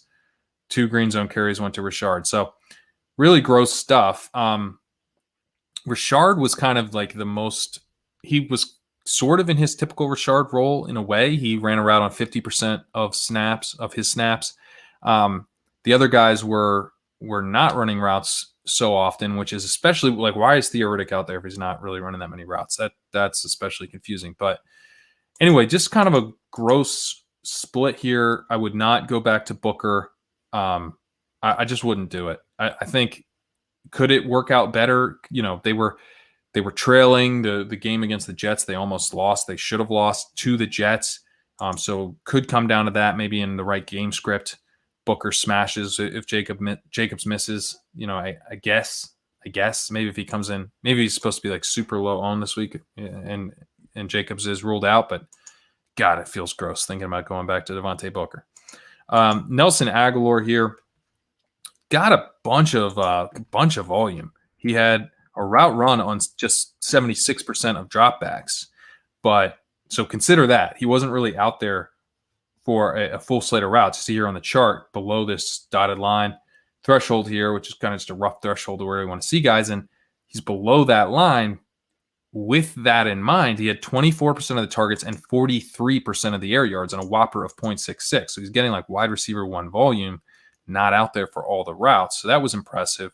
His yards per target of 3.5 was not impressive, but he's got an ADOT of 19.5, super, super deep ADOT. It's going to lead to some inconsistency, but it is worth knowing that Carr really does seem to be a bit locked into him when he's out there. Not so much to Henry Ruggs, who, he had the game-winning catch, but other than that, it was a pretty weak day. He only had 9% of the targets, 15% of the air yards, whopper of just 0.23. He ran the most routes among wide receivers, running around on 84% of the dropbacks. So that's good at least, but not someone that Carr was really looking for all that much. Hunter Renfrow, is typically a guy that Carr looks for a lot. Not so much this week, ran around on 71% of dropbacks, but had a whopper of just 0.29. Not really heavily targeted this week. The guy who was heavily targeted, and it's probably going to hurt Renfrow a bit because it's in the same intermediate area of the field, was Darren Waller. I mean, Darren Waller had just the career day, 37% of the targets, just amazing for a tight end. Ran around on 88% of dropbacks. But the guy's a wide receiver, right? He led the team in routes run. It's not like just a tight end kind of mixing into the passing game. No, he is leading this passing offense. He had a whopper of 0.74, which is a wide receiver 1 level whopper, 27% of the air yards, an awesome yards per target, just adding the per target efficiency to the elite volume for a yards per route run of 4.44, 17 targets, 13 reception, 200 yards for 2 touchdowns. awesome day for Darren Waller. Really cool to see because he'd been having this underlying volume. I've been pointing it out week after week that he was getting the underlying volume, but hadn't been converting on the yards per target. Well, we saw that. I think I talked about this last week, right? The yards per target for Darren Waller last year was really good. This year had been really bad. Truth probably lay somewhere in the middle. Well, this was a week where he looked more like 2019. Darren Waller had the awesome yards per target and just the volume spiked. So really impressive day from Darren Waller, wide receiver one with tight end eligibility. If he was on a bigger passing volume offense, he would rival Travis Kelce. It would be kind of the co-tight end one, I think, just because Kelce is on a Patrick Mahomes-led offense. You do have to consider him in a tier of his own at the moment. Moving to Miami, Myles Gaskin back for this game and slotted right into the lead running back role. You know, the good news is he got a pretty strong workload of 18.6 expected points. He played on 71% of snaps, which is pretty solid. He got 21 carries. You know, he got 6 green zone carries. It's all awesome. What could be bad? Well, he didn't score. He didn't score on 6 green zone carries. He left 2.5 points on the field. He lost a fumble. So he had 90 yards on 21 carries. He had 51 yards on 2 receptions on 2 targets, which is why he wasn't more inefficient. And he did actually have a really efficient day through the air, which helped make up for that super inefficient day on the ground.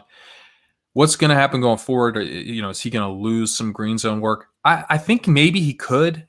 We've got Salvon Ahmed is going to be back eventually. And when he gets back, maybe he does kind of mix in and steal some of that green zone work because we have seen Gaskin not really take advantage of that. So that is definitely a worry for Gaskin owners. But overall, really nice to see him working right back in, having the clear running back one type of usage. You actually see him.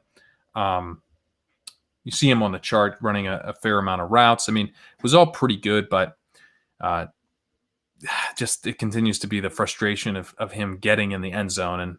And that probably is something that we're going to be dealing with for the rest of the season. I don't necessarily, it could get better in the next couple weeks, but once Ahmed gets back, now we have that additional red flag, someone else that could end up taking some of those carries. Patrick Laird was kind of in a Chris Thompson-esque role this week, ran a route on 28% of dropbacks, which isn't a ton, but he ran a route on 58% of his snaps. So, kind of clear passing down back as we would expect. Played on 27% of snaps, siphoned away 5.7 expected points, which isn't nothing, but, definitely kind of a backup level workload. The only other guy really involved. So he's just taken some of those passing down snaps as we've come to expect from him. Devontae Parker ejected from this game, but still ran a route on 93% of dropbacks. He had 21% of the targets, 19% of the air yards, a whopper of 0.45. Decent game, not an amazing game from Devontae Parker in terms of the underlying volume, and then added really poor per target efficiency. So he turned 8 targets into just 4 for 35. So, Devontae Parker, we're always going to be hoping Fitzpatrick is out there for him because they just seem to have such a stronger connection than he does with Tua. Jakeem Grant ran around on 58% of dropbacks. He had 16% of the targets, 33% of the air yards, continues to be the number 2 outside wide receiver with a deep threat role, an ADOT this week of 16.7. Could have had a bigger day, only yards per target of 7, only yards per route run of 1.83, only 2 for 42 on 6 targets. So definitely could have been a bigger day for Jakeem Grant, but in that kind of low catch rate, more high volatile type of role with that 16.7 ADOT. Lynn Bowden, he's primarily playing in the slot now, looks to be potentially the slot wide receiver here going forward. Ran a route on 63% of dropbacks. Did have 1 backfield snap, but he's a wide receiver now, I think, and had an ADOT of just 4.2, but 11% of the targets, so 6% of the air yards, a whopper of 0.2. Not someone to get too excited about, but Bowden was a pretty good wide receiver prospect, and I was initially disappointed to see that he was going to be playing this running back role for the Raiders.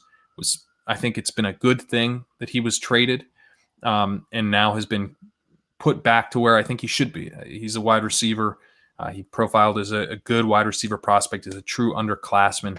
Only spent 3 years in college, and was pretty productive when, it's kind of a weird college career because he actually converted to quarterback because all their quarterbacks got hurt. But when playing wide receiver, he was pretty productive. So definitely someone who should be owned in dynasty leagues now that he looks like he has earned the starting slot wide receiver role for the Dolphins.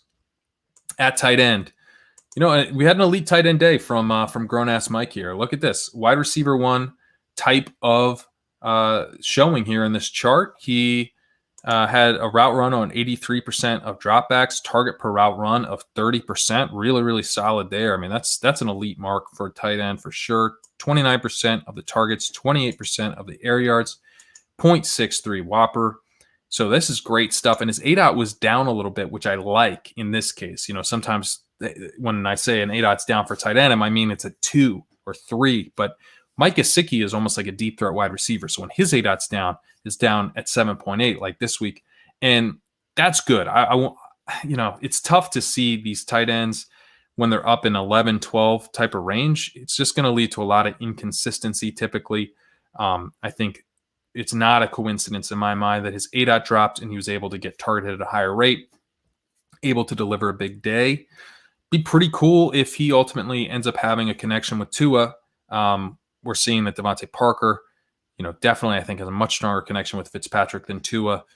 But Mike Gesicki getting 11 targets in this game, turning it into 9 for 88 and a touchdown, had one of the nicer catches that you'll see. So this is a pretty good sign for Gesicki going forward. Have to see if it sticks, but we know he runs a lot of routes. And so to even see that he can get targeted at this high of a rate is really, really nice. Now, we do have to worry about the Adam Shaheen and the Durham Smythe. I mean, Pete gets on me because I'm always joking about these guys stealing looks and stealing touchdowns. Well, Adam Shaheen almost stole another touchdown this week. So it would have been, kind of painful for Gesicki owners to see yet again one of these other tight ends get in the end zone. I think it is going to be something that Gesicki owners deal with, but it could be kind of like how Hockenson owners have to deal with Jesse James stealing the occasional touchdown. Gesicki, if he can get his target per route run up consistently, if he can get that ADOT down a little bit, he could be a really valuable asset for the close of the season because not many tight ends run routes above 80% of dropbacks, and we do know that we can count on Gesicki to do that. Moving to Minnesota, Dalvin Cook had, he could have had such a big game in this game. Dalvin Cook had 87% of the snaps, 33.2 expected points, which is just, beyond an elite workload. He was given the opportunity to score 33.2 fantasy points in this game. That's what that means. Left 9.3 points on the field. He had 3 green zone carries here. His expected points actually, I think, understates his opportunity in this game because to close the game, they were going to give him a carry, but they false started. They're going to give him a carry on the goal line, I should say, but they false started. They ended up kicking a field goal. So there's it doesn't show up in the expected points workload, but there's an additional green zone carry that we would have had for Dalvin Cook, potentially a touchdown for Dalvin Cook, which, we could have used here. He had 32 attempts, 120 yards, did not score though. He also had 9 targets, 6 for 59 through the air, but did not score. Could have been a huge game for Dalvin Cook. Can you tell that I was heavy on Dalvin Cook in DFS this week? Definitely hurt to see Dalvin Cook get that much opportunity, but unable to truly take advantage. Could have been such a bigger day. We had Alexander Mattison miss this game, which is part of the reason that I was very bullish on Cook entering the game. With Mattison out, I just felt like they were going to have to ride Cook. Injury concerns be damned. And they did. Amir Abdullah only mixed in for 4% of snaps, but and 2.4 expected points. But again, Cook, he got the workload, didn't quite deliver on the efficiency end, which is, something we don't really expect Cook to do very often. More often than not, he's going to add efficiency rather than subtract. At wide receiver, I mean, Justin Jefferson. This was a statement game, really. Nothing that we aren't used to at this point. Justin Jefferson looking like a true stud wide receiver. Not even just good for a rookie, but just really, really good for any wide receiver. But I think this was a really strong game for Jefferson because Adam Thielen was back, and he had kind of operated as the wide receiver one with Thielen gone, and then Thielen gets back, and what happens? Well, he runs more routes than Thielen. He ran 46 routes to Thielen's 45, 96% of dropbacks to Thielen's 94%. He was targeted on 24% of his routes, which is actually the same as Thielen, but Jefferson targeted deeper downfield with an ADOT of 13.4 to Thielen's 9.3. Jefferson had 30% of the targets and 51% of the air yards to 28% for Thielen and 32% of the air yards for Thielen, leading to a whopper of 0.81 for Justin Jefferson to 0.64 for Adam Thielen. So you see him here on the chart, very similar in terms of the targets per route and the routes per dropback, but Thielen with the bigger air yards bubble and Jefferson with the bigger air yards bubble, and Jefferson with the yards per route run of 2.63, coming with the per target efficiency, delivering 9 for 121 and a touchdown on his 12 targets. Thielen certainly had a good game as well, had the underlying volume that was nice, but also pretty solid in terms of getting in the end zone, also having 8 for 75 on 11 targets. So it's not like Thielen had this, falling flat on his face type of game, but this was a Justin Jefferson already the wide receiver one on his team type of game. So really, really exciting season for Justin Jefferson. Continues to look like an elite dynasty asset. Already someone I have really high in my dynasty rankings.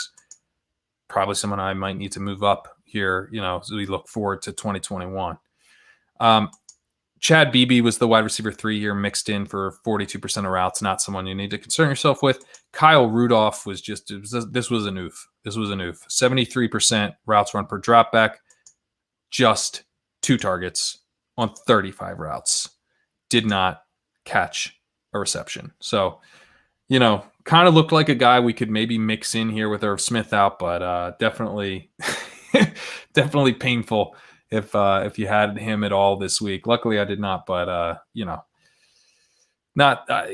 need to be told you can't rely on Kyle Rudolph, but this was a pretty big reminder.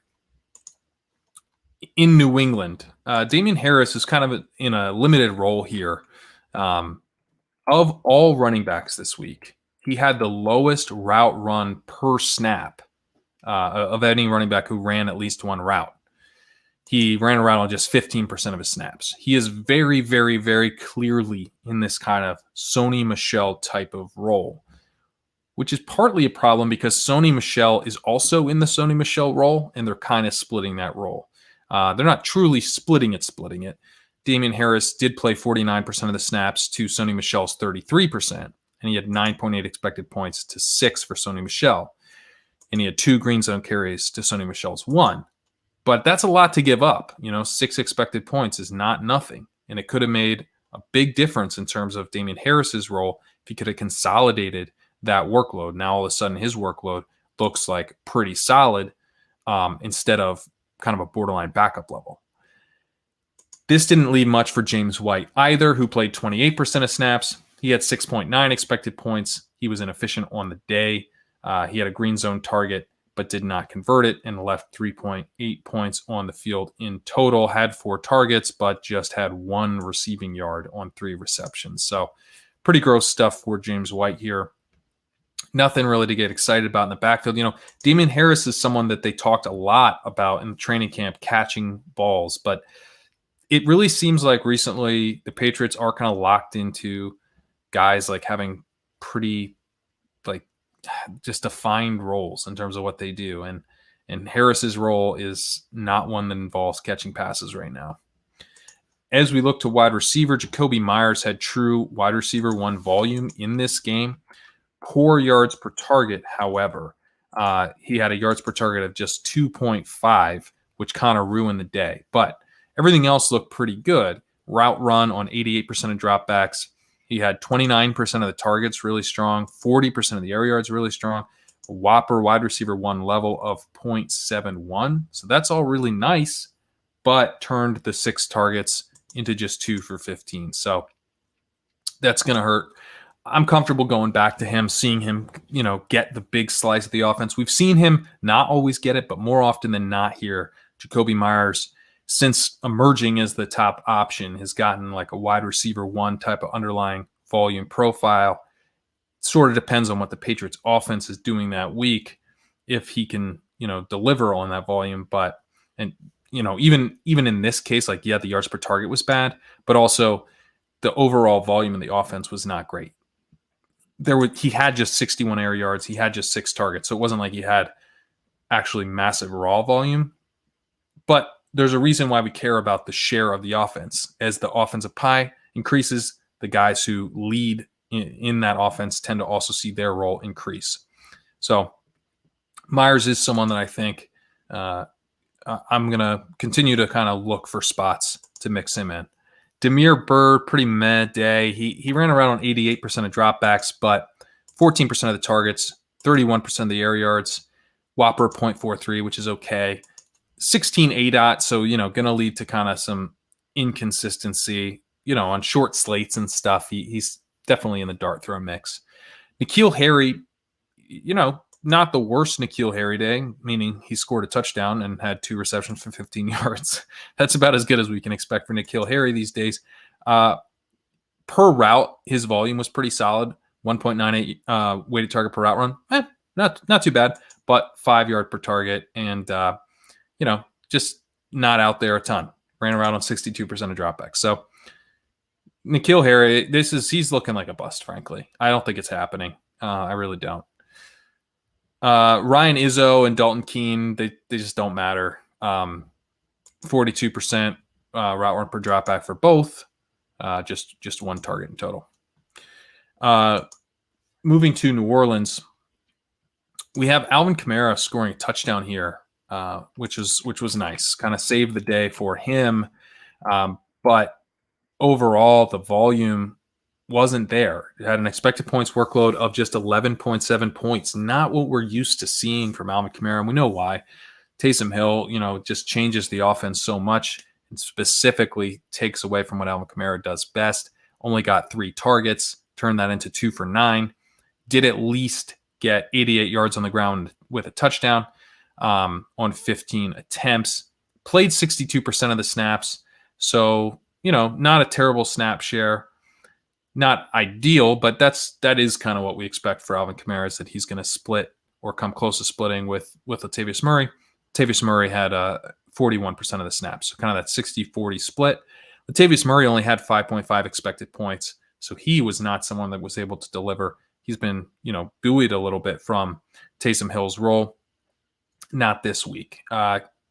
Was inefficient as well, left 1.8 points on the field. One thing that's been strange is that they're running routes, these guys, at a pretty similar rate when out there. Kamara led in routes because he was out there for more snaps, but Murray actually ran a route on a higher percentage of his snaps than did Kamara. So I don't really understand what's going on with that. I would expect that once Drew Brees is back, we'll see both these guys revert to their typical roles, but still worth pointing out that it hasn't really been typical in terms of the routes run for Kamara and Murray. Hopefully we get Drew Brees back this week. There was talk that he could come back this week. We'll have to obviously monitor the practice reports pretty closely this week on that. As we move to wide receiver, Michael Thomas, elite volume here again.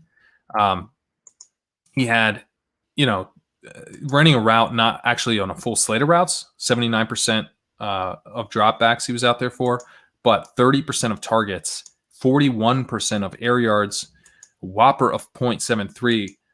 His weighted target per route run was 3.35, truly elite. He is just, racking up the volume here. Did not score, but had 11 targets for 9 and 105. Traquan Smith was somewhat involved here with a whopper of 0.34. He did get in the end zone. Emmanuel Sanders, also someone involved with a whopper of 0.33. Jared Cook, he ran around 62% of dropbacks. He had a target per route run of 28%, which is an elite mark, but only out there for 42% of dropbacks is not going to do it. He at least kind of took some of his role back from Adam Troutman, but Troutman was still out there for 30% of dropbacks, and he was also targeted on 23% of his routes. So Troutman, earning a decent amount of targets too. Cook got in the end zone, had 3 for 28. Troutman did not get in the end zone, had 3 for 9.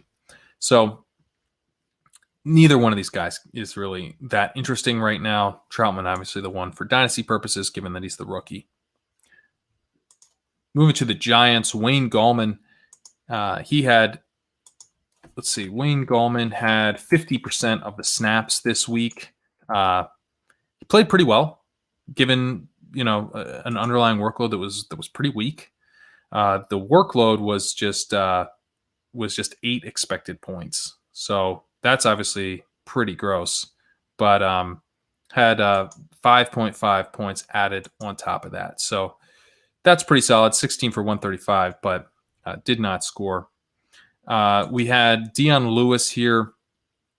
He had 21% of the snaps, just 3.5 expected points, though. Alfred Morris was actually the bigger thorn in Gallman's side, had 20% of the snaps, 8.2 expected points, so more than Gallman. 8.2 for Morris, 8 for Gallman. And then Morris was very efficient on the day. He took a green zone target for a touchdown and had 2 green zone carries, one of which was a touchdown. So 2 touchdowns from Morris. Obviously, that sapped a lot of value for Wayne Gallman. Not something we need to see here. This Colt McCoy-led offense. Do not need to see Alfred Morris sniping Wayne Gallman, who's obviously a very low floor option. Sterling Shepard had elite volume per route this week. He had a route run on just 80% of dropbacks. Kind of a slot man to some extent. Although I don't know exactly why he wasn't out there. He's usually been out there a bit more. So something to keep an eye on. But 30% target per route run. Had 27% of the targets, 34% of the air yards, whopper of 0.65. Weighted target per route run of 3.05. Really, really strong there. But yards per target of just 3.7. So had 6 targets, turned it into 1 for 22. Not ideal. Darius Slayton also just had 1 reception for 14 yards, but his came on just 1 target as well. So that's that's a lot more concerning. When you see the guy, obviously 1 reception is pretty concerning, no matter how it comes, but I'd much rather have it come on 6 targets than on 1 target. Because the ability to get that target, I don't think it means that Darius Slayton all of a sudden can't play, but certainly does not seem to have a connection with Colt McCoy. His ADOT was 14 in this game. That probably hurt him with Colt McCoy. Just 5% of the targets, 8% of the air yards, whopper of 0.12. So Slayton is getting to the point where he's probably droppable in shallow leagues. It's just been gross. Golden Tate was out there running around on 64% of dropbacks. He had 18% of the targets, 12% of the air yards, a whopper of 0.36. So that's where we're at. Golden Tate clearly ahead of Slayton in the target pecking order. The team does not agree with this. They're running Slayton out for 100% of dropbacks, so at least they recognize that he's a playmaker, but not getting targeted. Evan Ingram had a really strong day. He had elite volume for a tight end, at least in terms of the share of his offense. This is something we're going to have to keep in mind with the Giants, right? So all these numbers are going to look awesome, but keep in mind that this is the Giants. And so, a little can go a long way in terms of raw volume counting for a large share of the offense. Evan Ingram had, first of all, a nice ADOT of 10.6, which, remember at the beginning of the season, we're all freaking out, I think rightly so, that Evan Ingram had this really, really shallow ADOT. It was really gross. Kind of a bizarre way to deploy a strong playmaker like Evan Ingram. Now he is being used downfield. That 10.6 ADOT was second on the team and also pretty deep for tight end. So that was good. Target share of 36%.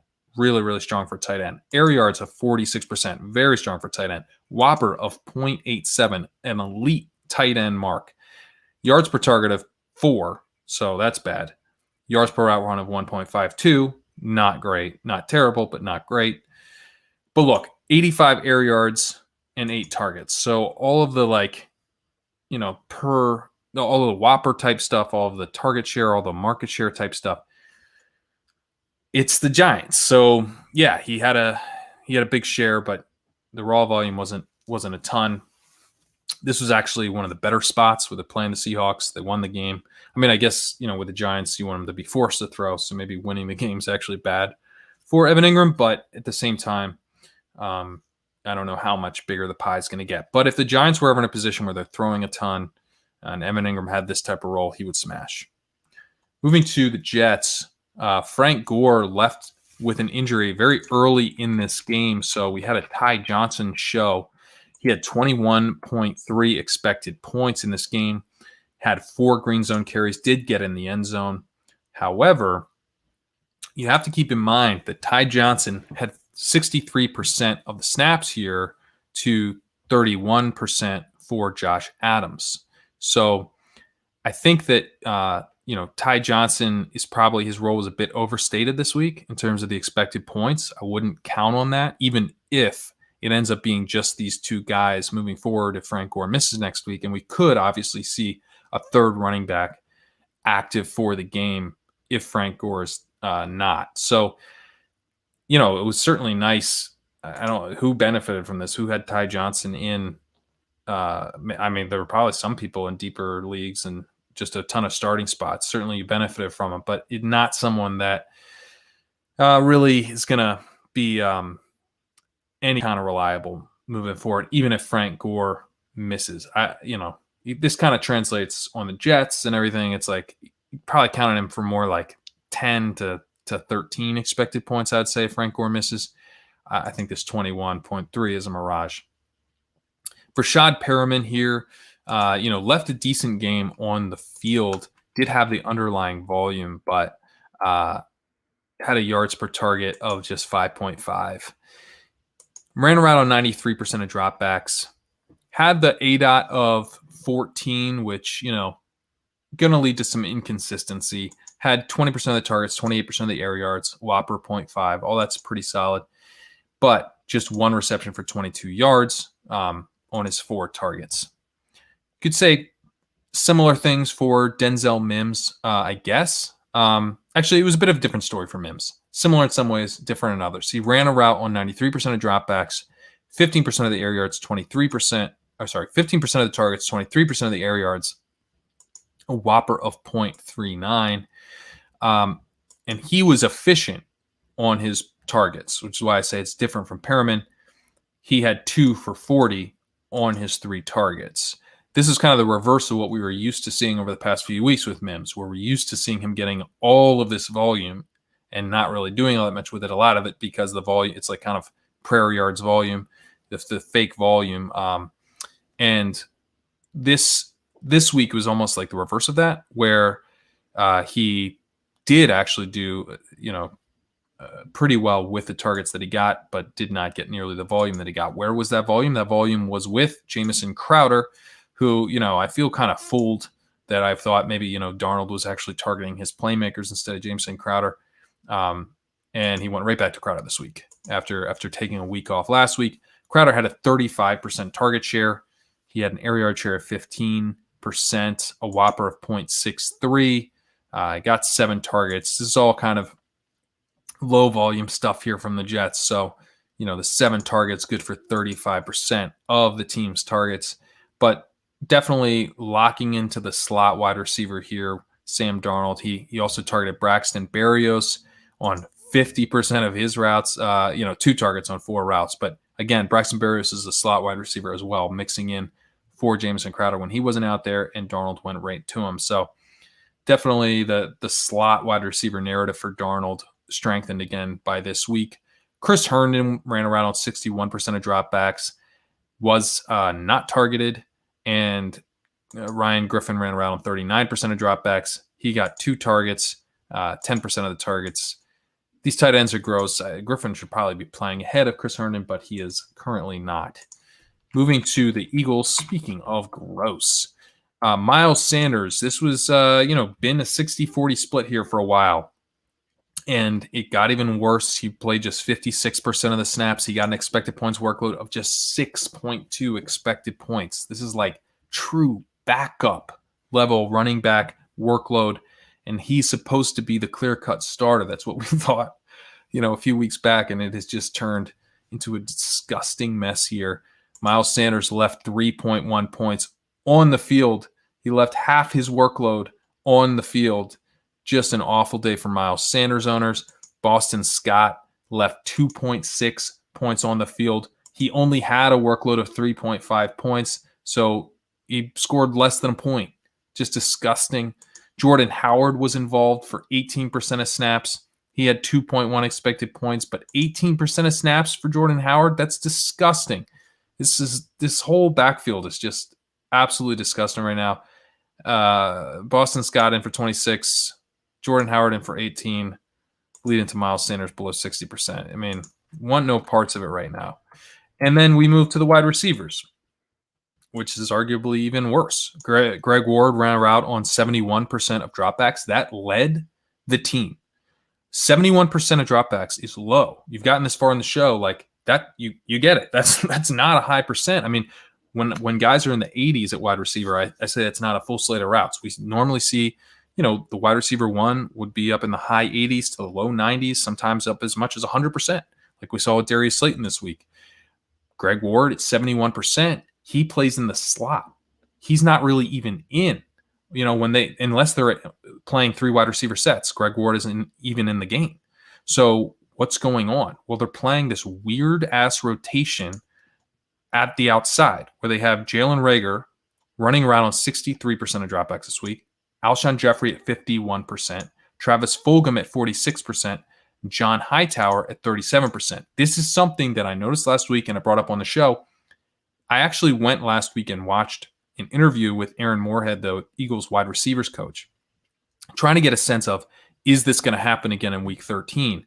And he was asked directly about this multiple times, and he kept saying how they need to have fresh legs in the fourth quarter and how they need to keep all their wide receivers fresh, which is just kind of crazy on multiple levels. One, like the fourth quarter is not the Eagles' problem. They're usually getting blown out in the fourth quarter because they're a terrible team. But two, like no one else does this. I mean, the Rams kind of did this week, but partly I think because they're trying to see if they have something in Van Jefferson. It's like a more specific thing. They're not just like rotating guys willy-nilly. I mean, you're trying to get wide receivers to have a connection with their quarterback, and yet your four outside wide receivers are splitting up two positions, and no one's really out there enough to develop any kind of chemistry with Carson Wentz, let alone the fact that now you have a new quarterback in Jalen Hurts, and I guarantee you they're going to keep doing this four wide receiver rotation. It is mind-blowing. I do not understand what they're thinking here.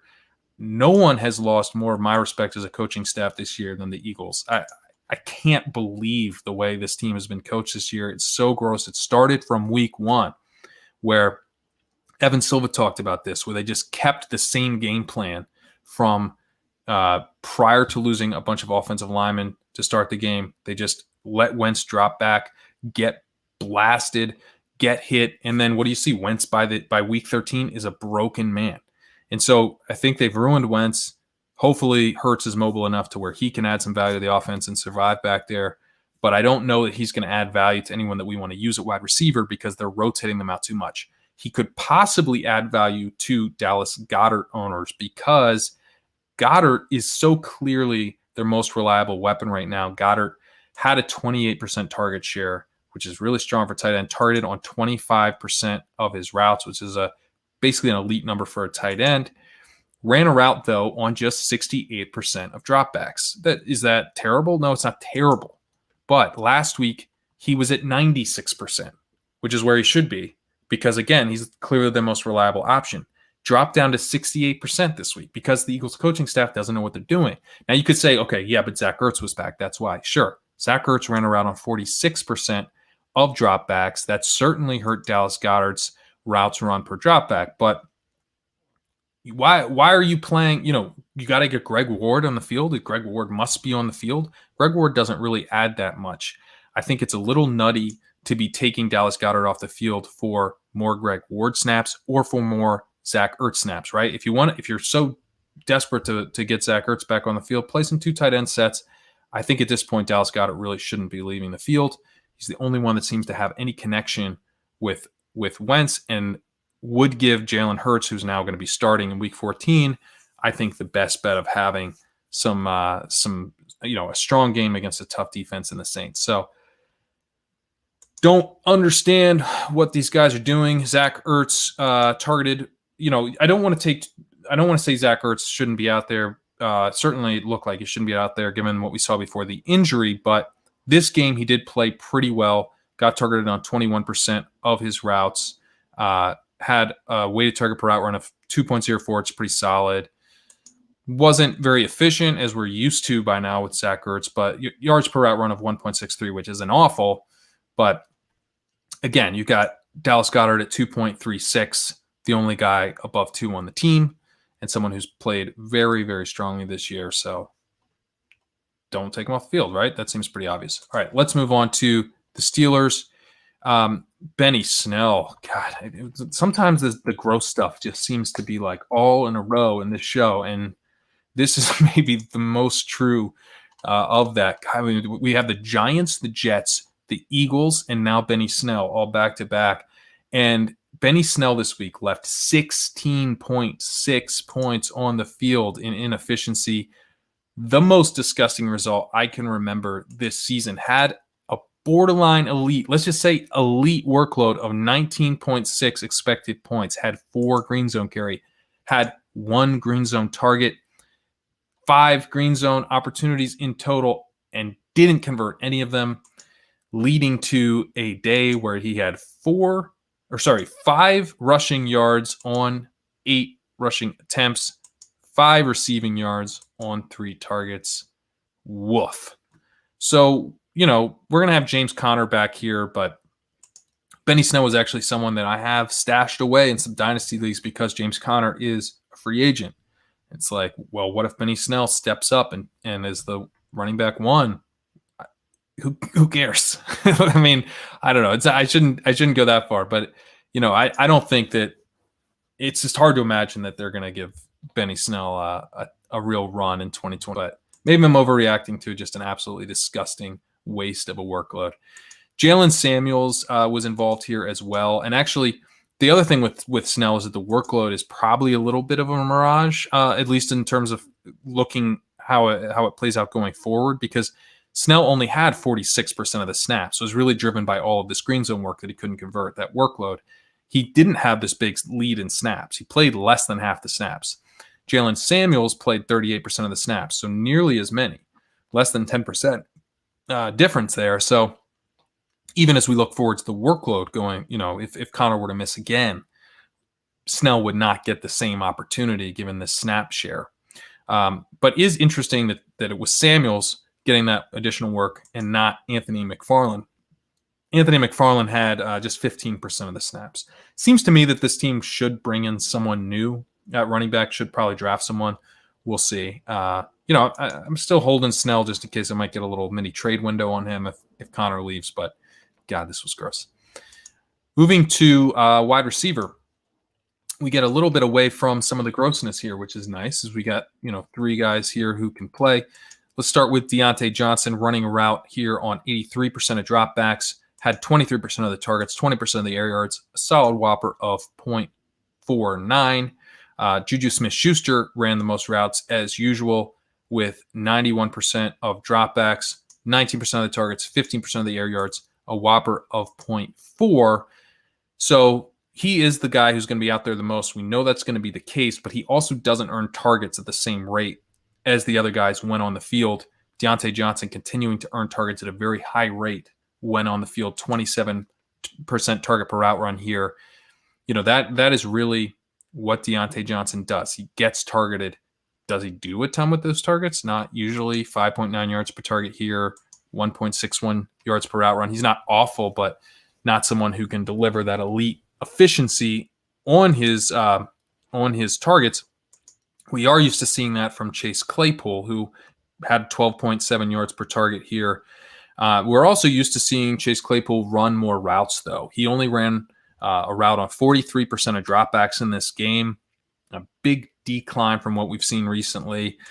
8% of the targets, 21% of the air yards, getting used deep as we would expect with an 8 out of 17, but losing out some of that role to James Washington, who actually had a slightly bigger whopper than Chase Claypool, 0.27 to 0.26, ran a route on 55% of dropbacks to Chase Claypool's 43%. Also had 8% of the targets, tied Claypool there, had 22% of the air yards to Claypool's 21%. So all in all, Washington was more involved in the offense. Washington was actually more efficient on those targets with 20 yards per target to 12.7 for Claypool, yards per outrun of 2.76 to 1.65 for Claypool. So all in all, the better game for James Washington. And that's not a great sign since, they seem to they want to get more James Washington out on the field, I guess. And he played well. So you can't really take that away from James Washington. I'm a little salty because Chase Claypool is looking like a stud and someone who I wanted to see his role increase rather than decrease in a big way. At this point, really tough to trust Chase Claypool this week in your playoff matchups. If you have other options, I think you have to consider them because, running less than half the routes is a problem, not necessarily the type of thing we want to see from our starting fantasy options. At tight end, Eric Ebron ran a route on 79% of dropbacks and was targeted on 26% of his routes. Back-to-back really strong games for Eric Ebron, an elite tight end profile in this game. Didn't quite deliver on a per target basis with a yards per out run of 1.62, but, got 11 targets. Really nice. Went 7 for 68 here. He is not usually getting targeted at such a high rate. I don't think we can count on that to continue, but the fact that it's in the range where you can have back-to-back games getting targeted at an elite rate and running a lot of routes pretty much every game is definitely worth, considering and factoring in and realizing that he's definitely in the mix as a real option at tight end. He's not an elite tight end option, but he's certainly way above kind of the dart throw mix. Moving to Seattle, we've got Chris Carson, who saw his snaps come way up from last week, which we would expect because it was very clearly working back from injury last week. But I would say that I wouldn't expect his snaps to increase too much from here. This is a bit typical of where he has been most weeks this season with 58% of the snaps. I think that's about where he's going to be going forward. If he is healthy, had an expected points workload of 13.9, which isn't great, but got 6.1 points added in efficiency, which is pretty good. Carlos Hyde and DJ Dallas mixed in behind him. Hyde had 25% of the snaps. Dallas had 17%. Hyde had an expected points workload of 5.3. DJ Dallas had 3.9. Kind of interesting that Dallas ran a route on 100% of his snaps. He had 3 targets in this game, and he has kind of become, he's truly become a passing down back, which isn't necessarily what I would have figured. But, hey, here it was. This week he was a passing down back. Maybe it was just kind of fluky this week, but he's been kind of mixed in that way in the past recently as well. So that's kind of the breakdown. I think it could all kind of mix around here because Rashad Penny is starting to see some Rashad Penny's starting to be involved in practice reports that he might play coming up here soon. You're seeing me kind of zonk out here because my mouse just died, and I thought maybe I stopped streaming, but I don't appear to have. So we are good. Okay, yeah. So there was reports that Rashad Penny might be back at some point, and that would be kind of interesting for the guys behind Carson, but I don't think it would shake up Carson's role too much. Moving to wide receiver here. Let's see. At wide receiver, bear with me 1 second here. I've got some technical difficulties.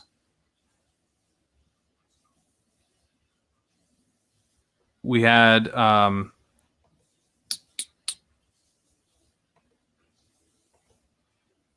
right. At wide receiver, DK Metcalf led the crew with a route run on 98% of dropbacks. Had an 8 out of 13.8, target share of 20%, air yard share of 29%, whopper of 0.5. All pretty solid, but not what we're used to seeing from DK Metcalf. We're used to seeing, a bit more of dominant performance.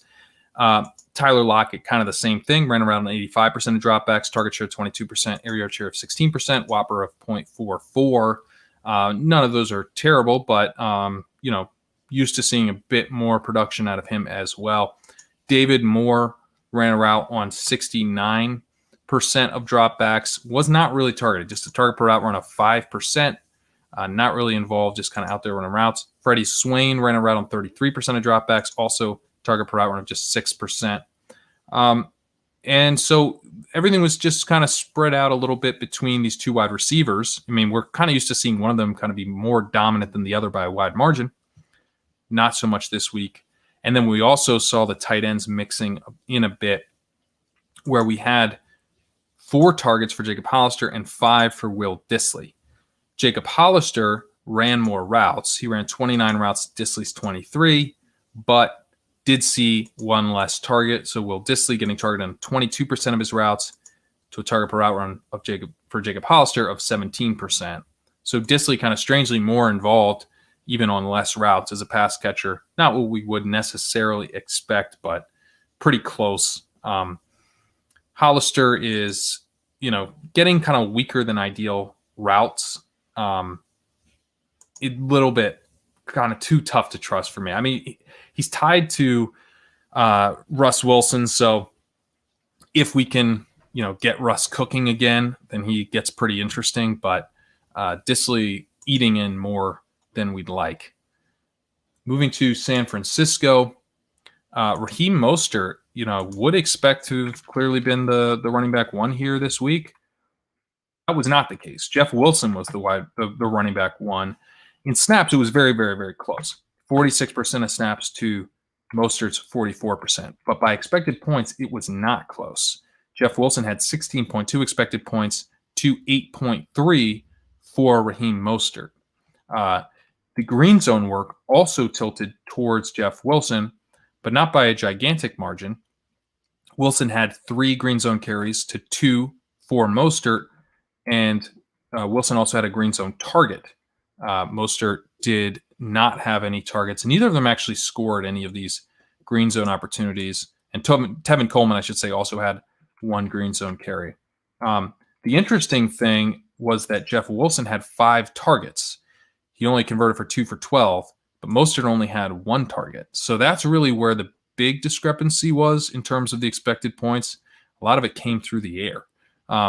Wilson was not efficient. He left 8.3 points on the field. Mostert also inefficient, leaving 3 points on the field. Tevin Coleman also inefficient, leaving 4.8 points on the field on a workload of 3.7, meaning Tevin Coleman scored negative points. He had that, it was like a super negative rush that hurt him quite a bit. Just 7% of the snaps for Coleman. Not someone I think will be a big part of the offense moving forward. And then McKinnon had just 3% of the snaps. Really, back to the bench for Jerick McKinnon. Deebo Samuel in this game had kind of a deep threat role for Deebo Samuel with an 8 out of 4.1, which, is kind of a joke and not kind of a joke, because Deebo Samuel's typically got negative air yards, and he had 37 air yards in this game. So legit being used a little bit further downfield than we're used to seeing. Had 23% of the targets, 14% of the air yards, a whopper of 0.44. Pretty decent day for Deebo Samuel, yards per route run of 1.87. Brandon Ayuk, though, was the story here. While Deebo ran a route on 100% of dropbacks and Ayuk was only at 87%, Ayuk had the air yards here. They both had 23% of targets, but Ayuk had 41% of the air yards because he actually does get used somewhat deep downfield. This week was at an 8 out of 12.1. Sometimes we've seen Ayuk be used really deep downfield, which I don't love. This week used it kind of a wide receiver 1 level, type of range with an 8 out of 12.1. Had a yards per route run here of 2.79. Had a whopper of 0.63. Really good stuff from Brandon Ayuk. Obviously also scored a touchdown, had 95 yards and 5 receptions on 9 targets. Really nice day from Brandon Ayuk. And I like what I'm seeing here. I like that when Ayuk's back, Samuel's still kind of in this Samuel hybrid running backy role, and Ayuk not just used as a pure field stretcher to open up things for Samuel, but rather used as kind of the primary option in the offense this week. Really nice to see. very bullish as we head into the fantasy playoffs. Ayuk is a guy, like if I had Ayuk and Claypool, I would start Ayuk, which seems kind of crazy to me.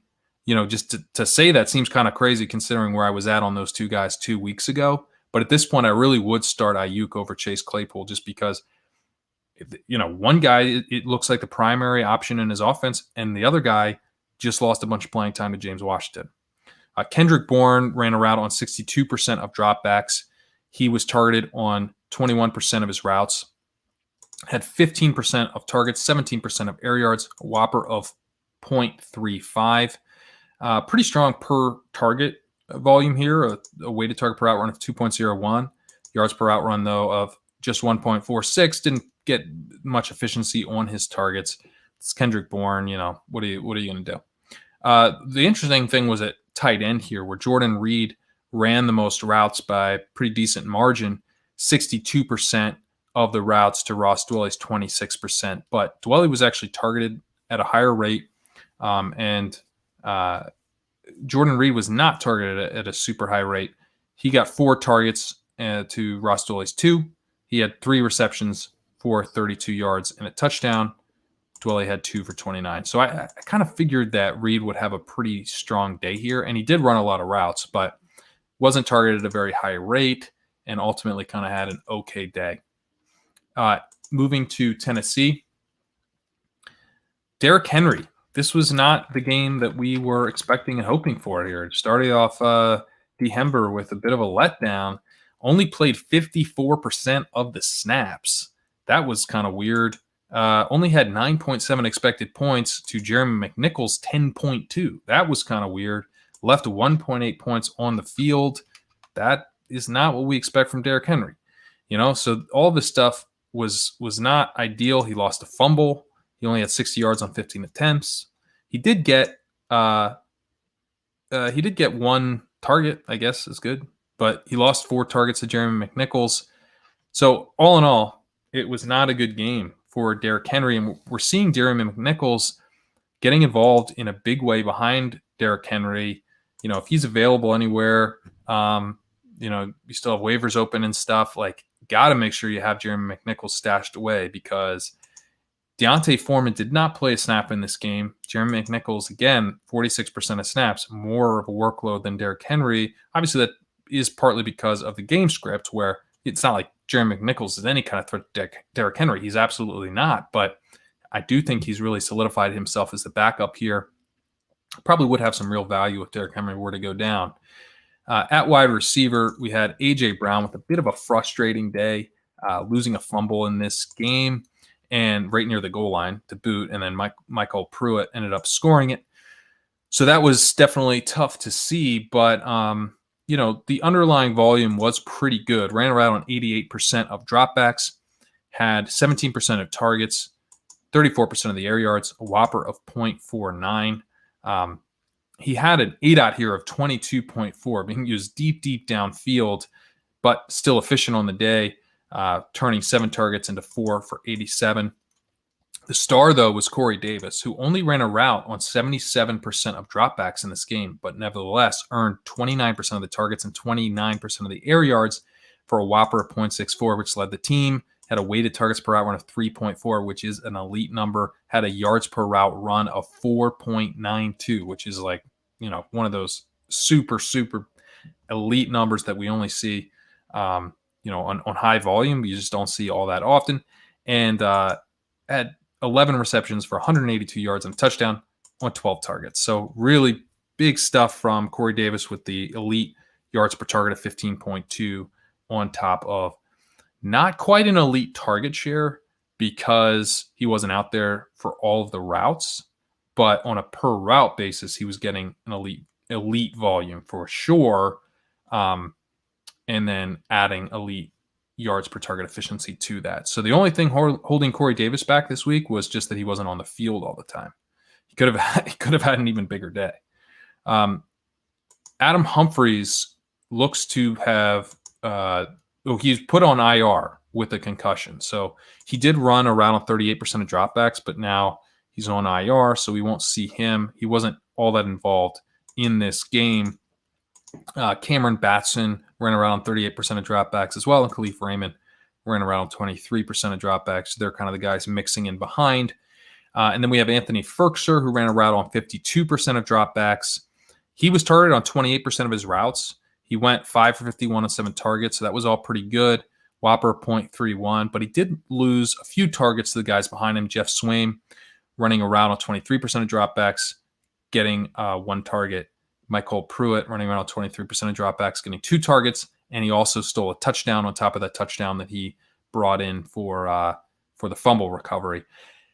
Just frustrating for Firkser, right? Because he's losing a lot of routes. You know, if he was only losing, like if he's losing 11 routes to just Jeff Swaim, that's one thing. But he's losing 11 routes to Jeff Swaim and then another 11 routes to Michael Pruitt, and he only has 25 routes himself. So Firkser, even with Jonnu Smith out, this is still getting split up, and I would expect that when Jonnu Smith comes back, he's probably around 50% of routes, and Firkser's mixing in, and then one of Swaim or Pruitt is mixing in, and it's just going to be kind of a gross situation here. At Washington, speaking of gross situations, we've got Antonio Gibson going down with this toe injury early in the game, only played 4 snaps. And so keep an eye on his practice reports. Keep an eye on when we can expect him back. The toe injury is tough. Could be something that impacts his play rest of season. Not what we want to see from an emerging talent like Antonio Gibson. And instead of Antonio Gibson, now we have J.D. McKissic and Peyton Barber. Not ideal. At least J.D. McKissic can play in the passing game. He played 74% of snaps here. This was not a game where they won the game. So it was, a competitive script by definition, but kind of a up-tempo script as well. One where they used McKissic more than Barber. Potentially, if they were ahead in games, they might lean on Barber. But given that it's Washington, McKissic probably the lead fantasy back here, let's say. He had an expected points workload of 20.5 points, left 2.7 points on the field, which isn't good, but not necessarily bad for McKissic, who has left major points on the field throughout the season. He did actually have 1 green zone carry, which is kind of interesting. Peyton Barber also had 1 green zone carry and scored a touchdown, played 33% of snaps, had 9.1 points in terms of his workload. As we move to wide receiver, Terry McLaurin ran a route on 100% of dropbacks. They know that he's their guy, but so does the defense. And Terry McLaurin was just not really involved this week in terms of getting targets. Only targeted on 8% of his routes. So he did get 6 targets, but given how much he was out there, not targeted at a high rate, had 14% of the targets, 22% of the air yards, a whopper of 0.36. Weighted target per route run, though, of 0.95, yards per route run of 0.29. So on a per route basis, it was pretty rough game for Terry McLaurin. Basically, the defense said, hey, beat us with your other guys. And they did. Cam Sims stepped up. Cam Sims ran around 84% of dropbacks. He had 20% of the targets, 29% of the air yards, a pretty solid whopper of 0.51, yards per route run of 2.24, which is a really nice mark. I don't know if he's even a long-term starter for them, but definitely helpful if they can depend on anyone else beside Terry McLaurin going down the stretch. And Cam Sims seems to be a guy that they may be able to depend on at least somewhat. Steven Sims also has been kind of emerging here in the split slot wide receiver role. They keep mixing him in with Isaiah Wright and Dontrell Inman, and those guys aren't really adding a ton. But Steven Sims was targeted in this game on 27% of his routes, which is really nice. He's used in the shallow 8 out of 5.3, but yards per route run, I guess maybe I'm overstating what Steven Sims did. The volume was really nice, but his yards per target was 2.8. So yards per route run of 0.77, that's not ideal. But hey, getting those targets is a skill to an extent. So I think Steven Sims is the guy that's interesting between Isaiah Wright and Dontrell Inman.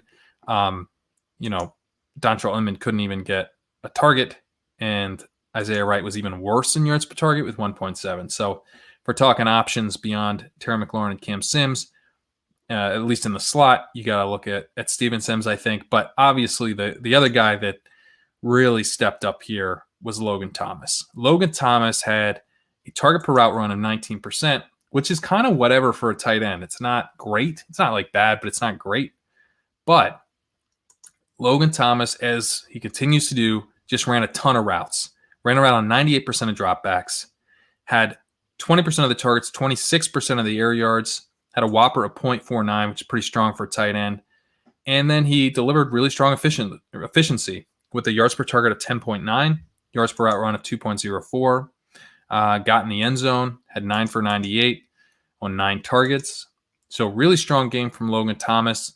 And, I tend to be more on the side of like, I want the guys to get targeted at a high rate and hope that they get a chance to run more routes. But one thing at tight end that I have come to appreciate more as I've done this show is that when you do have a guy running just a ton of routes, and it's week after week after week after week, especially with the state of the position right now, you do have to, take those guys somewhat seriously. That's like when I see Dawson Knox, for example, early in the show, his routes spiking up, even though he doesn't get targeted at a high rate. Tight ends tend to get targeted around the goal line. You have to factor that in. It's not going to be an elite option probably, but the fact that the guy's out there even that much is interesting in its own right. And Logan Thomas paid off in a big way. If you were just kind of banking on the routes, he's one of the guys where if you just bet on the routes and not the targets per route run, then Logan Thomas, is going to be someone who delivers on that. Now, I will say that Logan Thomas has really improved in his targets per route run from where he was kind of in the around week 4 to week 8 range. He was really getting gross there for a while, and he's come up from there quite a ways. So we'll leave it there with Logan Thomas's mini breakout game. And I'll say check out Ship Chasing tomorrow night at 9:15. We're going to be going through our high stakes review and looking ahead to our championship round playoff team. So that'll be exciting. And then check out Chasing Signals, where Ben Gretch will be joining me to preview week 14, getting his insights from Stealing Signals, which if you're not subscribed to Stealing Signals, what are you doing? And we will be talking through some of the most interesting points that I've identified here, some of the interesting stuff that he comes up with from Stealing Signals. We'll be talking through that as it pertains to what we can expect from week 14. But we will see you first Wednesday night at 9:15 Eastern for the main Ship Chasing show. Thanks for watching.